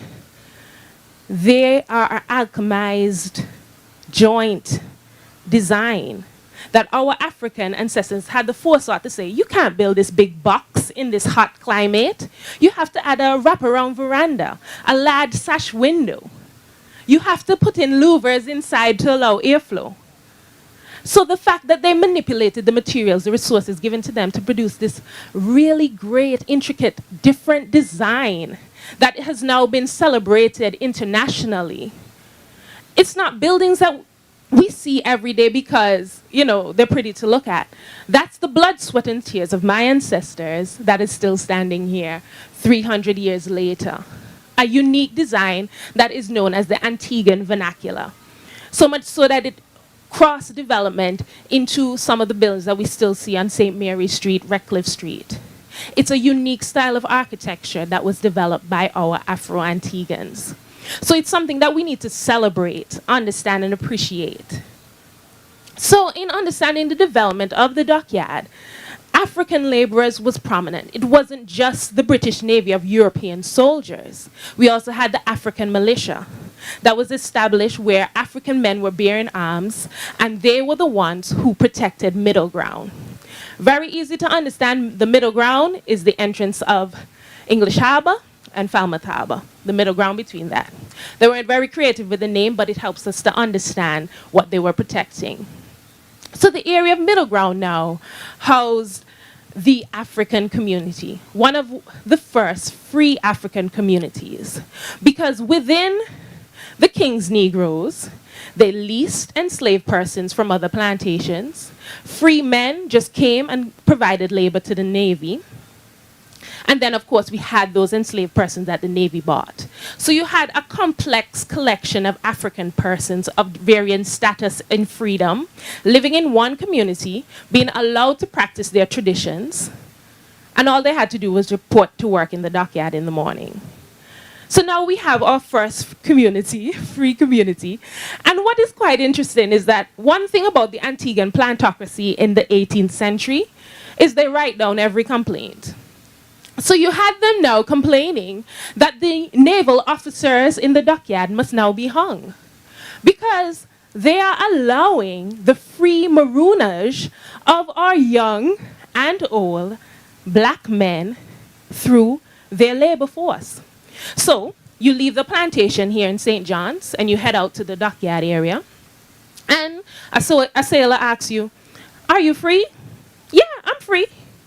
And then you end up either being a laborer, or you end up on one of these ships as a sailmaker, a rigger, an artisan, one of those skills that you naturally possess. and you're able to somehow maybe end up over in Guadeloupe, Europe, England. It's just one of the other ways our ancestors were able to escape the hardships of slavery. So in studying all of this, I now had a better understanding of the complexities of my heritage and my culture. So much so now that I wanted to know more about these laborers. So one of the main stories that we share, because we also learn the history so we can adapt it to our interpretation and understanding of the site. Now we understand that 1740s, when the dockyard expanded, we lost the lives of 8 men. These men were breaking down that hill called Jumbi Hill, where now we have the dockyard. It was once a hill, and 120 slaves broke down that hill by hand. No excavator, no machinery, all by hand. 1744, these 8 men were there, and someone stored gunpowder in a tent. Now the tent wasn't as magnificent as what we had. It was wood and fabric. So imagine gunpowder igniting, causing an explosion. 8th of March, 1744, 8 men died. Billy, London, Jameso, Dick, Joe, Scipio, Jono, and Caramanti Quamano. These 8 men lost their lives. And how do I know these 8 men lost their lives? Because in the assembly records, they were reported for compensation by their 8 owners. So the chattel was being reclaimed because they lost them in labor in the British Navy's work. So these are some of the harsh realities now we have to face when we're trying to identify our ancestors, because we're not going to find their names placed down in beautiful birth certificates. The places that we find their names are written down as property. So now the King's Negroes, they had a more complex recording system. So now we have a recording system reporting on the name of the Negro, the skill set, if he was a blacksmith, an artisan, an architect, a carpenter, a sailmaker, if he could read, and they would say things like, yes, can read in English, cannot read yet because he's not a native English speaker, he's straight from Africa. Or his English has been improving, and he's being taught by such and such planter. So we see now a shift in the record scheme, where now that the Navy has their own records of African laborers, they're now providing us with over 700 names of continuous labor from the 1740s right down to 1823. One of the young boys was actually called Antigua. He was employed at age 14, and he went on to be a sailmaker. Another young man, Dick Ivy, he was employed in 1816 and 1817 in the dockyard. And it's funny because he was employed after slave trade was abolished in 1804. And if you were to capture a black person, if you were to capture them, after the slave trade, once they were on your ship, wherever you docked, you were supposed to set them free. Dick Ivy was one of those enslaved persons captured, and he was put into labor in the dockyard. He was a skilled sailmaker, and his act of rebellion was to cut off his arm so that he could not participate in forced labor. So Dick Ivy practiced his own rebellion against this complex system that the British Navy tried to create. So every year, we come here together, Emancipation Day, and we call out the names of our ancestors who went on before us, who suffered the harsh lifestyle of being enslaved. So I want to add names to that list. I want to connect us to those names on this list. So we can recognize Prince Class, Kwatu Taki, Tomboy, Hercules, but we can now add Dick Ivy, Antigua, Greg, Quamano, Billy, London, Jameso, Dick Ivy, Caramanti Quamano, Jono. We can add them to the list so that we know and identify. We understand their resistance. We provide recognition to their efforts so that we can live in a free, developed nation. And we also honor remembrance. Thank you all for being here tonight. Let us give Miss Gardner another round of applause. I am so happy to have had her here tonight, and I think that she is definitely going to be at the forefront of that movement. Thank you once again, Miss Gardner. Indeed, and I was thinking back. I had heard of Mama Africa and Papa Willie and Mary Prince and Mary Thomas, but I'd never heard of Komani, Grigg, and Dick. No, I'd heard of those. Yeah, those were with King Court, but I'd never heard of the three, the young kid, 12 years old or 14 years old. So I'm learning something tonight, eh? We're all learning something tonight. And I must apologize to Desley Gardner because I hinted to my co-host, I said, when you call her up, you have to say some brief remarks. Make sure you stress brief remarks. And I forgot who we were talking about. She has so much history in her head, she could go on and on and on and on. Just the dockyard alone would fill up the whole evening. So I apologize, Miss Gardner, and I shan't do that again.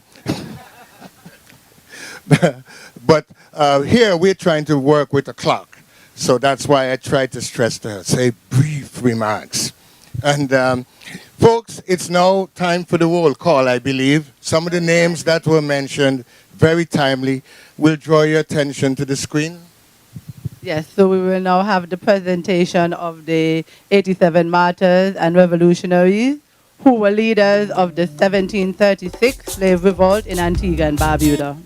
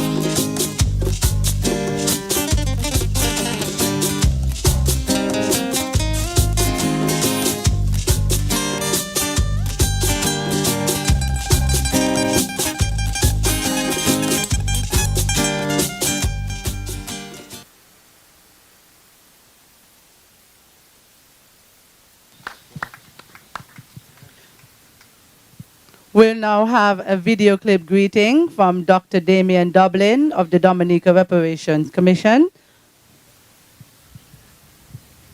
Greetings, brothers and sisters of Antigua.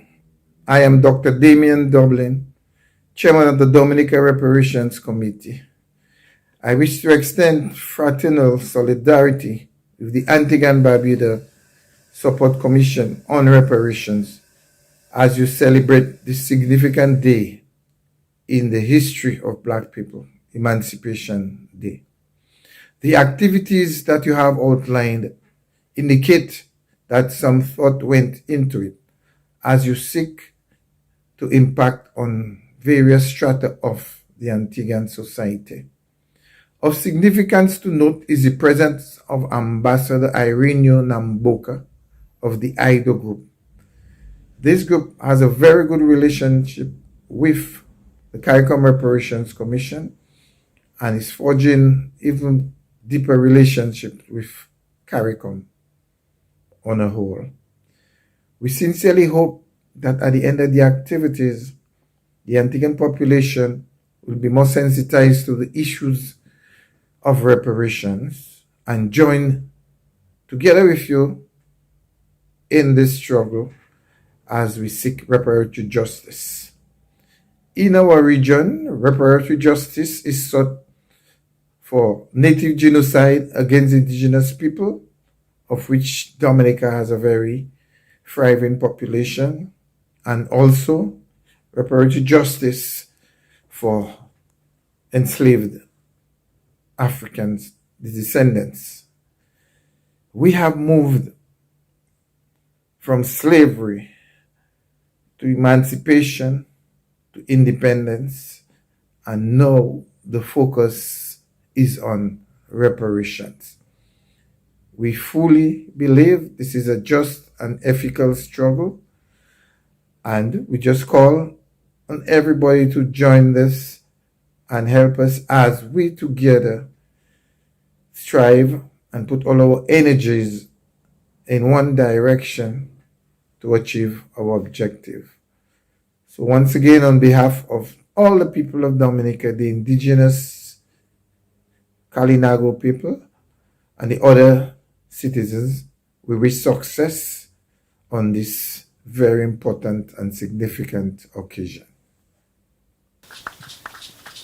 We'll now have a performance by Fiola Jardine. Let us give her a round of applause as we welcome her to the stage.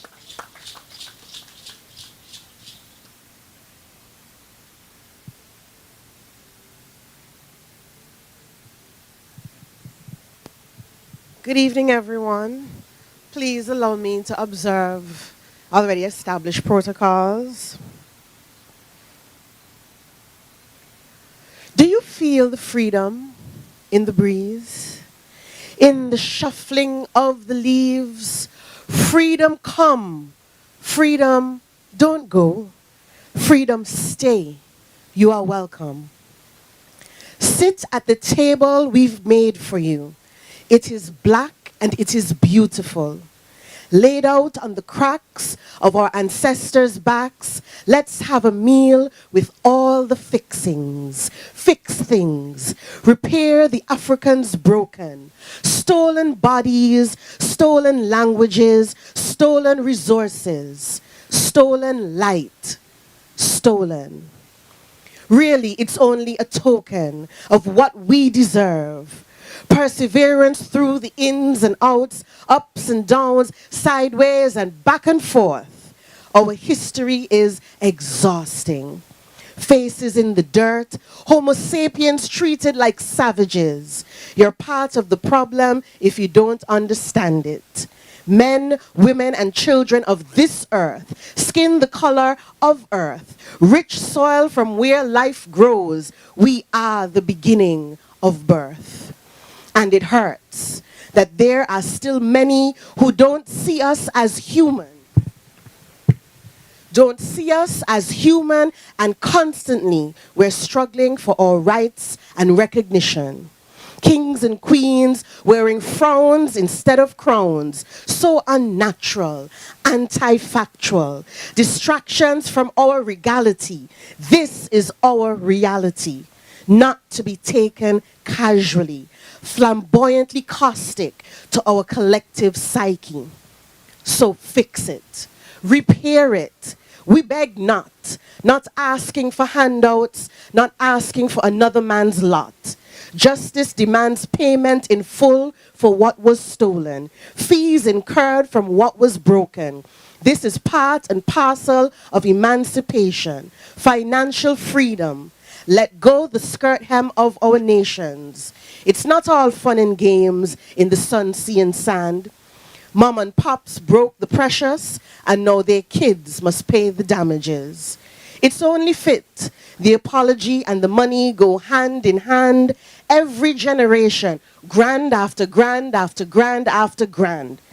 The billions and billions of debt ignored. Take time to recall the blood that was poured. Soak up the rays. Play in the waves. Wiggle your toes in the grains, but heed the freedom in the breeze. Mind the whispers of the leaves. Freedom come. Freedom don't go. Freedom stay. You are welcome. Thank you.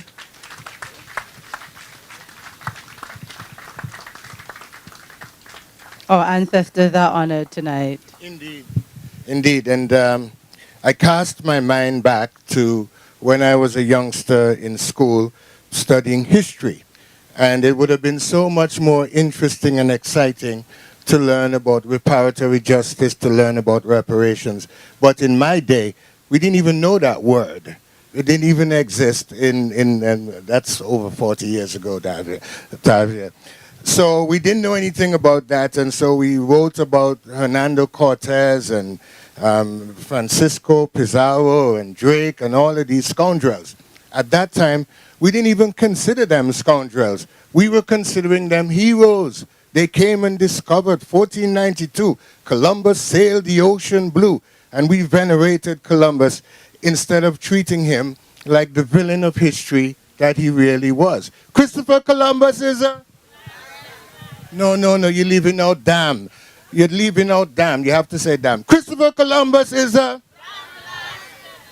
Indeed. In fact, I had one of the questions was, write something about Christopher Columbus and his discoveries and all of that. And I started writing the foolishness that you learn from first form, second form, third form, fourth form. The same thing, what a great man he was and all of that. But I had a teacher named John Mathurin and another teacher named Bacchanal Warner, Bernard Warner. And he said, don't write that stuff. Don't write that stuff. You have to write the truth. And you have to write that Columbus set in motion this whole notion that you can enslave the indigenous people. In fact, he took back a bunch of them to England with him after his first voyage, saying how docile they was and how this is part of the richness to be found in the Indies. Christopher Columbus is a... That's what's up. We are now approaching the what night hour, the reason we are here tonight. And so I want to invite us to stand as we have the Negro anthem played, as we prepare to usher in emancipation. Please stand.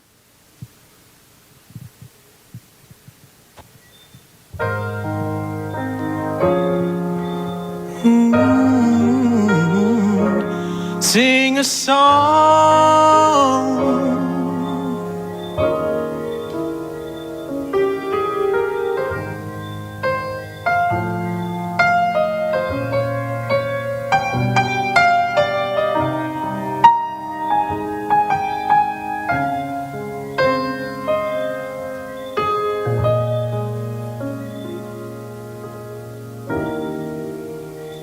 Lift every voice and sing till earth and heaven ring, ring with the harmonies of liberty. Let all rejoicing rise as the listening skies. Let it resound loud as the rolling sea.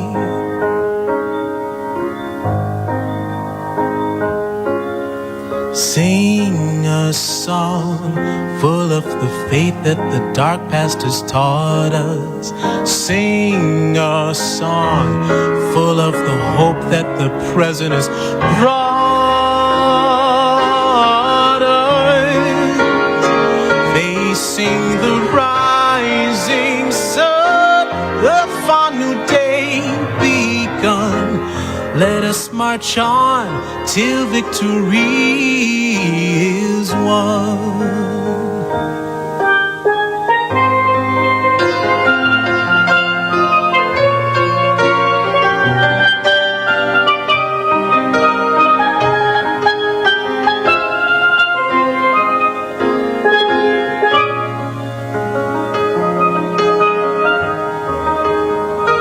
Stony the road we trod, bitter the chastening rod, felt in the days when hope unborn had died.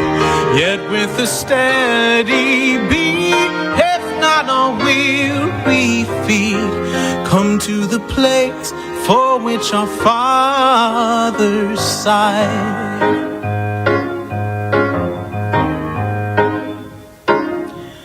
We have come over a way that with tears has been watered.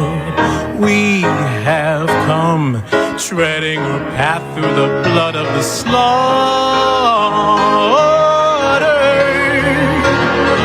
Out from the gloomy past, till now we stand at last, where the white gleam of our bright star is cast.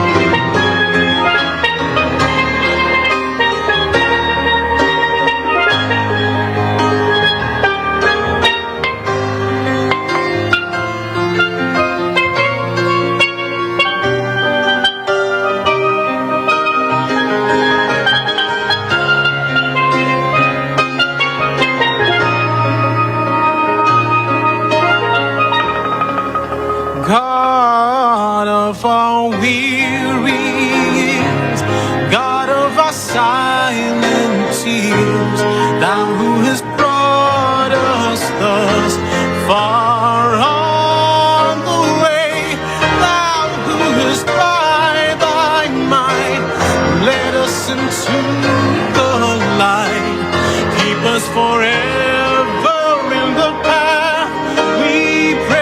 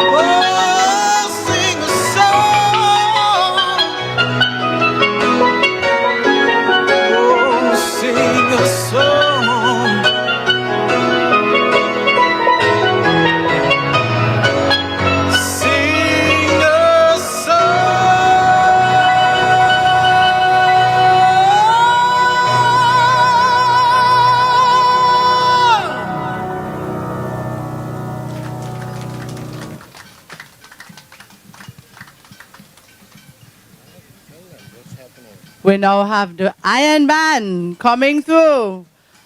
It's freedom! Put your hands together. It's Emancipation Day. And you are here. The Police Iron Band.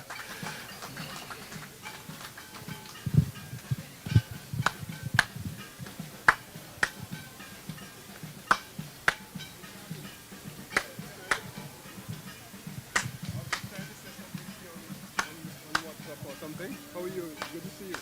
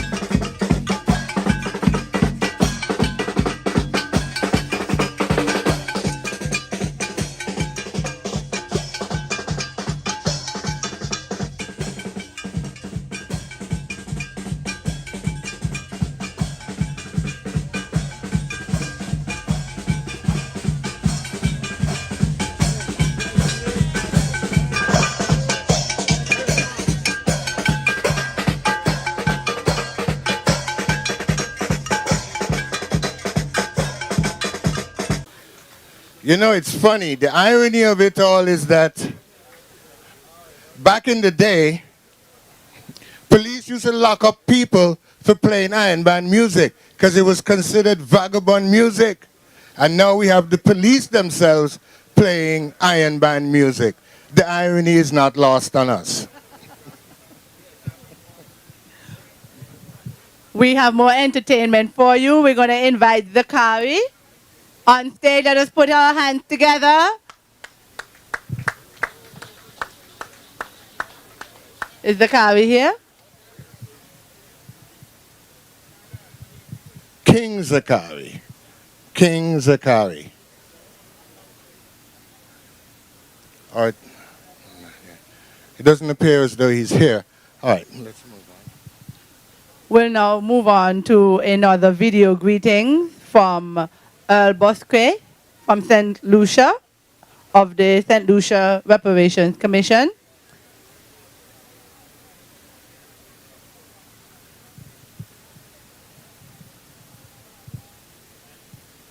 The St. Lucia National Reparations Committee congratulates the Antigua and Barbuda Reparations Support Commission for hosting yet another successful Emancipation Day observance in Antigua and Barbuda. Historically, these celebrations came as a result of all of us growing across the Caribbean, knowing the 1st of August to be a holiday called Emancipation Day, when the enslaved in the British Empire was supposed to have been freed after the supposed abolition of slavery on the 1st of August in 1834. However, it turns out that emancipation meant different things to those who designated it and those to whom it was meant, from the standpoint that even though they were supposedly free, the supposedly freed slaves still had to give between 4 and 6 years of free labor to their former masters, and their freedom was conditional on giving that labor. That period led to indentureship 6 years later, and it is now very clear that the period of apprenticeship was only a period to allow the colonials to find new ways to replace.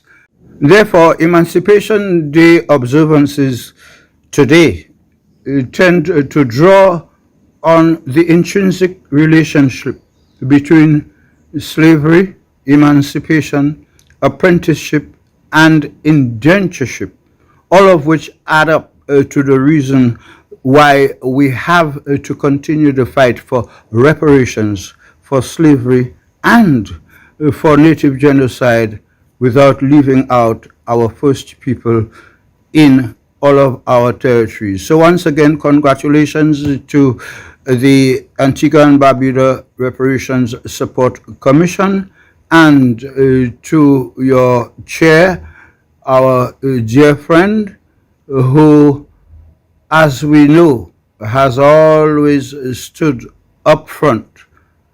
Chairman Dobrin, all the best to you as well, and all of the remaining members of the Antigua-Barbuda Reparations Support Commission from the St. Lucia National Reparations Committee. Thank you. We'll also now have a quick greeting from Colin John Jenkins as well, as he brings emancipation greetings to us. Following right after, we will have a performance by Richie Francis. Good evening. I am Colin John Jenkins. As we celebrate Emancipation 2022, let us remember that the heralding of emancipation on August the 1st must not be forgotten, for it represents deep-rooted experiences that has shaped and transformed the lives of millions of Africans in the diaspora and in the Caribbean in particular. Antigua and Barbuda, celebrating Emancipation 2022. Thank you.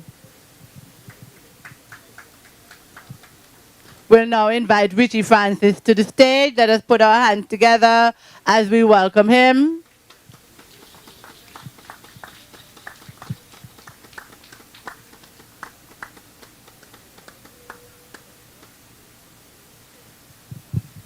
Richie Francis, I think I see him coming. One of my favorite Calypsonians, a great writer and a great performer. Welcome Richie Francis to the stage, folks.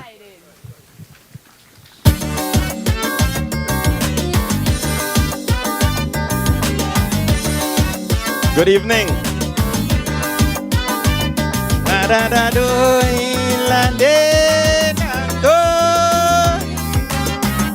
True story. Look here, friends, in the days of old, Britain ruled Antigua, was colonialism untold, led by a governor. He was the ultimate in law, no one could cross his path. As for we, the poor Antiguans, he had a wooden heart. It was a place where British lords invested their money to get profits like peas from Waterloo while we suffered in misery. But today like things get worse, the leaders change. It looks like if the system curse, things rearrange. Where Papa Bird brought peace to all, red, black and white. Today my friends, robbery prevails in broad daylight. So now we facing sexual abuse, mothers and fathers behaving loose. Oh Antigua, we must change our behavior. What's the answer? We must change our behavior. You hear?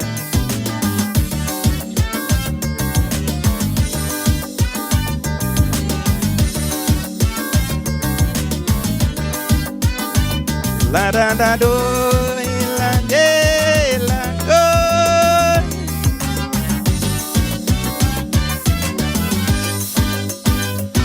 Look here, friends, in the days of old, Britain treat us badly. Made we plant cotton and sugar cane to fill their treasury. And for over a whole century, they showed us no mercy. So thank the Lord for Papa Bird, who set we country free.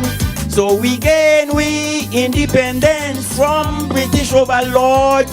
And as free Antigans, we took up the sword and cut all of them slavery cords. But today like slavery days, they coming back. Criminals, they on the attack, and the police slack. When policemen and all in crime is well abused.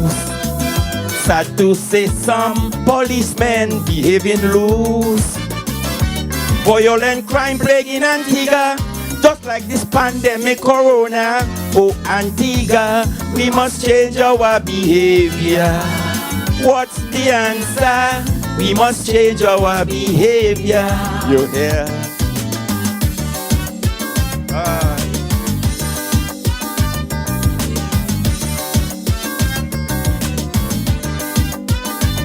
La da da do, la de la do.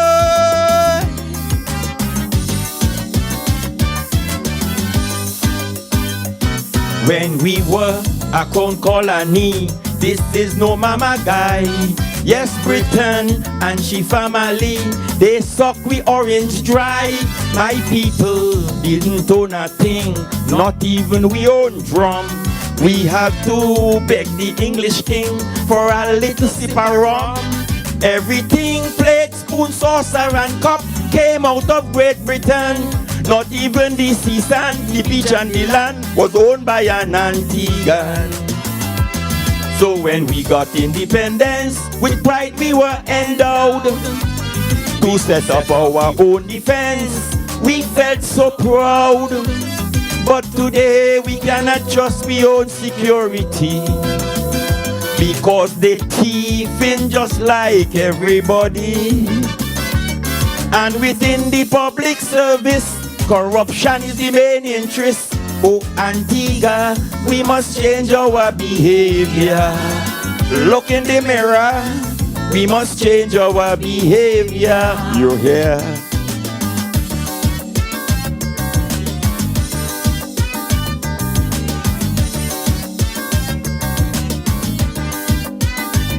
La da da do, la de la do.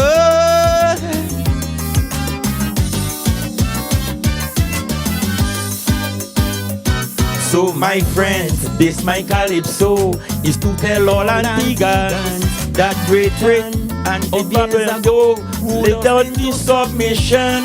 You must note that their ruling style was like criminals gone wild. Any crime you could imagine, Britain was committing. From murder to arson, yes brother, Britain spread the terror. It was brute force and death without any regret. They led my ancestors to death. So the same crime that Great Britain and them committed, today we have to fight like hell, man, to get rid. Instead of Great Britain and them exploitation, today is we own criminals and corruption. We parliamentarian in racket, and bad police adding to it. Oh Antigua, our ancestors demand better. For our future, we must change our behavior. You hear? Thank you very much, ladies and gentlemen. Good stuff from Richie Francis. What a powerful message. We must change our behavior. Folks, I draw your attention to the monitor. We're going to be paying tribute to King Franchi. He would have been here tonight, but he has gone on to be with the ancestors, and we'll pay homage to him and give a listen and a look. Like the Anasazi could not maintain their complex society in the face of rapid environmental changes. In these emancipation times, African people look towards complete and total emancipation, renewing our quest for reparations and repatriation. All praise His Imperial Majesty Haile Selassie I. Jah Rastafari. We're calling on King Sagai Fu. He'll say a few words, and keep looking at the monitor even as the king is paying his tribute to King Franchi.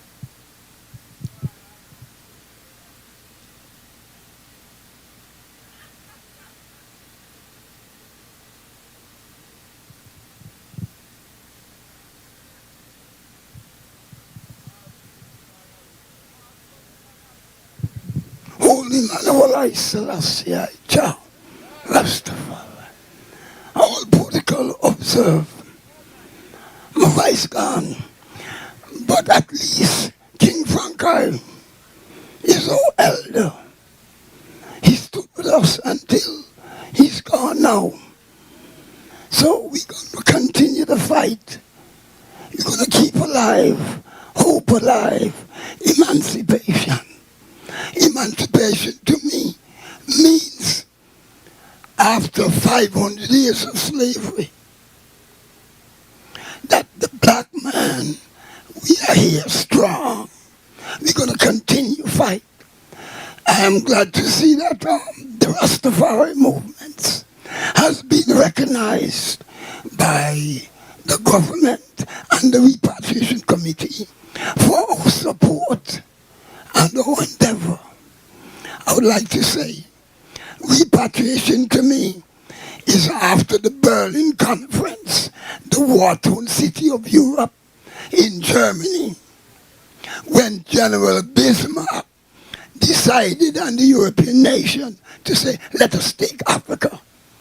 They took Africa for themselves and divided up Africa among them.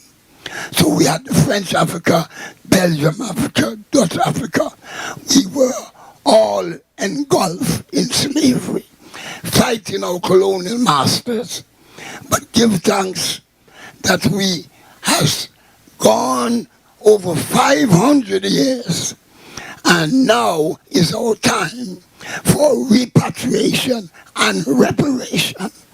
Now I give thanks that society has now becoming to understand the significance of the Rastaman, because we are the fighters, we are down on the front line. Once upon a time, they never respected us as a people, but now we become a people, and I'm glad for that. I'm here over 53 years on the front line. We've been through many suffering, but I have to give thanks to time. Time has proved everything. So, as being this year, I'm celebrating my 70th birthday. Next month, on the 26th of August, going to make me 70. I'm on this road for 53 years non-stop, fighting against all of the colonial masters and all of the puppet governments. And I must give compliments to what is due to a person. The Prime Minister Glastonbury throughout the entire Caribbean is one of the most powerful leaders in recognizing the value of the Rastaman, because we've been fighting for the rights of our heart. And I hope that a lot of people, black people, understand the significance of the Rastaman. We are the frontline soldiers, and we brought the struggle to where it is. Man like King Frankai was a very mentor to me, because sometimes when we are about to get upset, he said, take it easy. So I admire him, I work with him over the years. And I'm saying, we're going to continue. Give thanks for the Rastafari movements. I hope that this would mean a lot of significance to Rasta people to know that we have a role to play in society.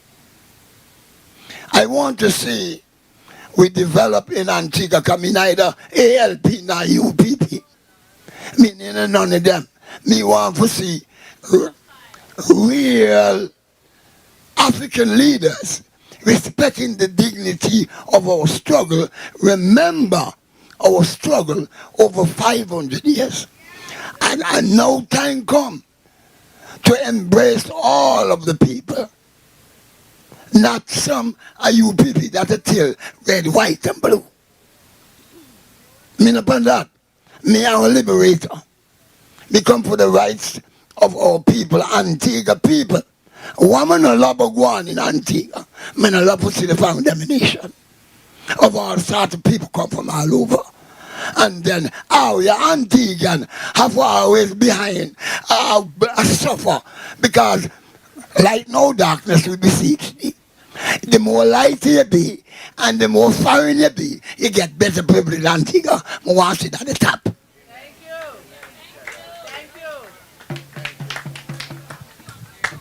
Thank you. Thank you. We're going to close the evening off with a performance from one of my favorite reggae singers. Let us welcome Zambai to the stage. One of our own, one of our best. Take it away. Come on, let's bring Zambai to the stage with some love. Greetings. You know, it gives me great pleasure to see, such a great turnout tonight to pay homage to the ancestors on whose shoulders we stand. This song is entitled Kings and Queens. It's a reminder of who we are. Turn it up, man. Turn it up. Oh, my kings and queens, don't let them define you. I am here to remind you, you're nothing that they say you are. Oh, my kings and queens, don't let them confine you, lock you in a box with a label. You're nothing that they say you are. You're more than just a name or social number on the security exchange. You're more than flesh and blood. You're more than flesh and blood. Yes. You're a highly spiritual being, a unique expression of infinite eternal awareness, a divine creation, a special edition, nothing less, no. So you need no validation from them. Believe you me, not an ounce from them. They're nothing but blights and parasites and vampires, trying to harness your energy to fuel the evil machinery. Let them not dictate to you regardless, nor bow down to them to impress. As a matter of fact, they should bow down to you and honor your very presence. You're the mothers and fathers, the root of their very existence. The opinion of you is not your reality. Killers of dreams and self-esteem them be. Infiltrators of human psyche, manipulating thoughts and frequency. Keep far from them company, far away from them company. And I won't fail to mention, wicked is their intention. To their deceptive ways, please pay attention. Kings and queens, please pay attention. Never be seduced by their dirty death style. Them style is no substitute for substance. from them style, they keep your distance. Oh, keep your distance. Dare to be different because you are. I said dare to be different because you are. Words from the wise I share with you. Know thyself and to thyself be true. Oh, my kings and queens, don't let them define you. I am here to remind you, you're nothing that they say you are. Oh, my kings and queens, oh yes. Don't let them confine you, lock you in a box with a label. You're nothing that they say you are. No exercise your uniqueness without any kind of fear, I say. And let me add, be bold with it, yes. I say be bold with it, yes, yes. They conforming rule, I say break it. You see a chance out there, I say take it. Stand up and stand out, though sometimes you may have to stand alone. It takes guts to go against the norm. Be of good courage and you will weather the storm. Weather the storm, I say you will weather the storm. Oh yes, oh yes.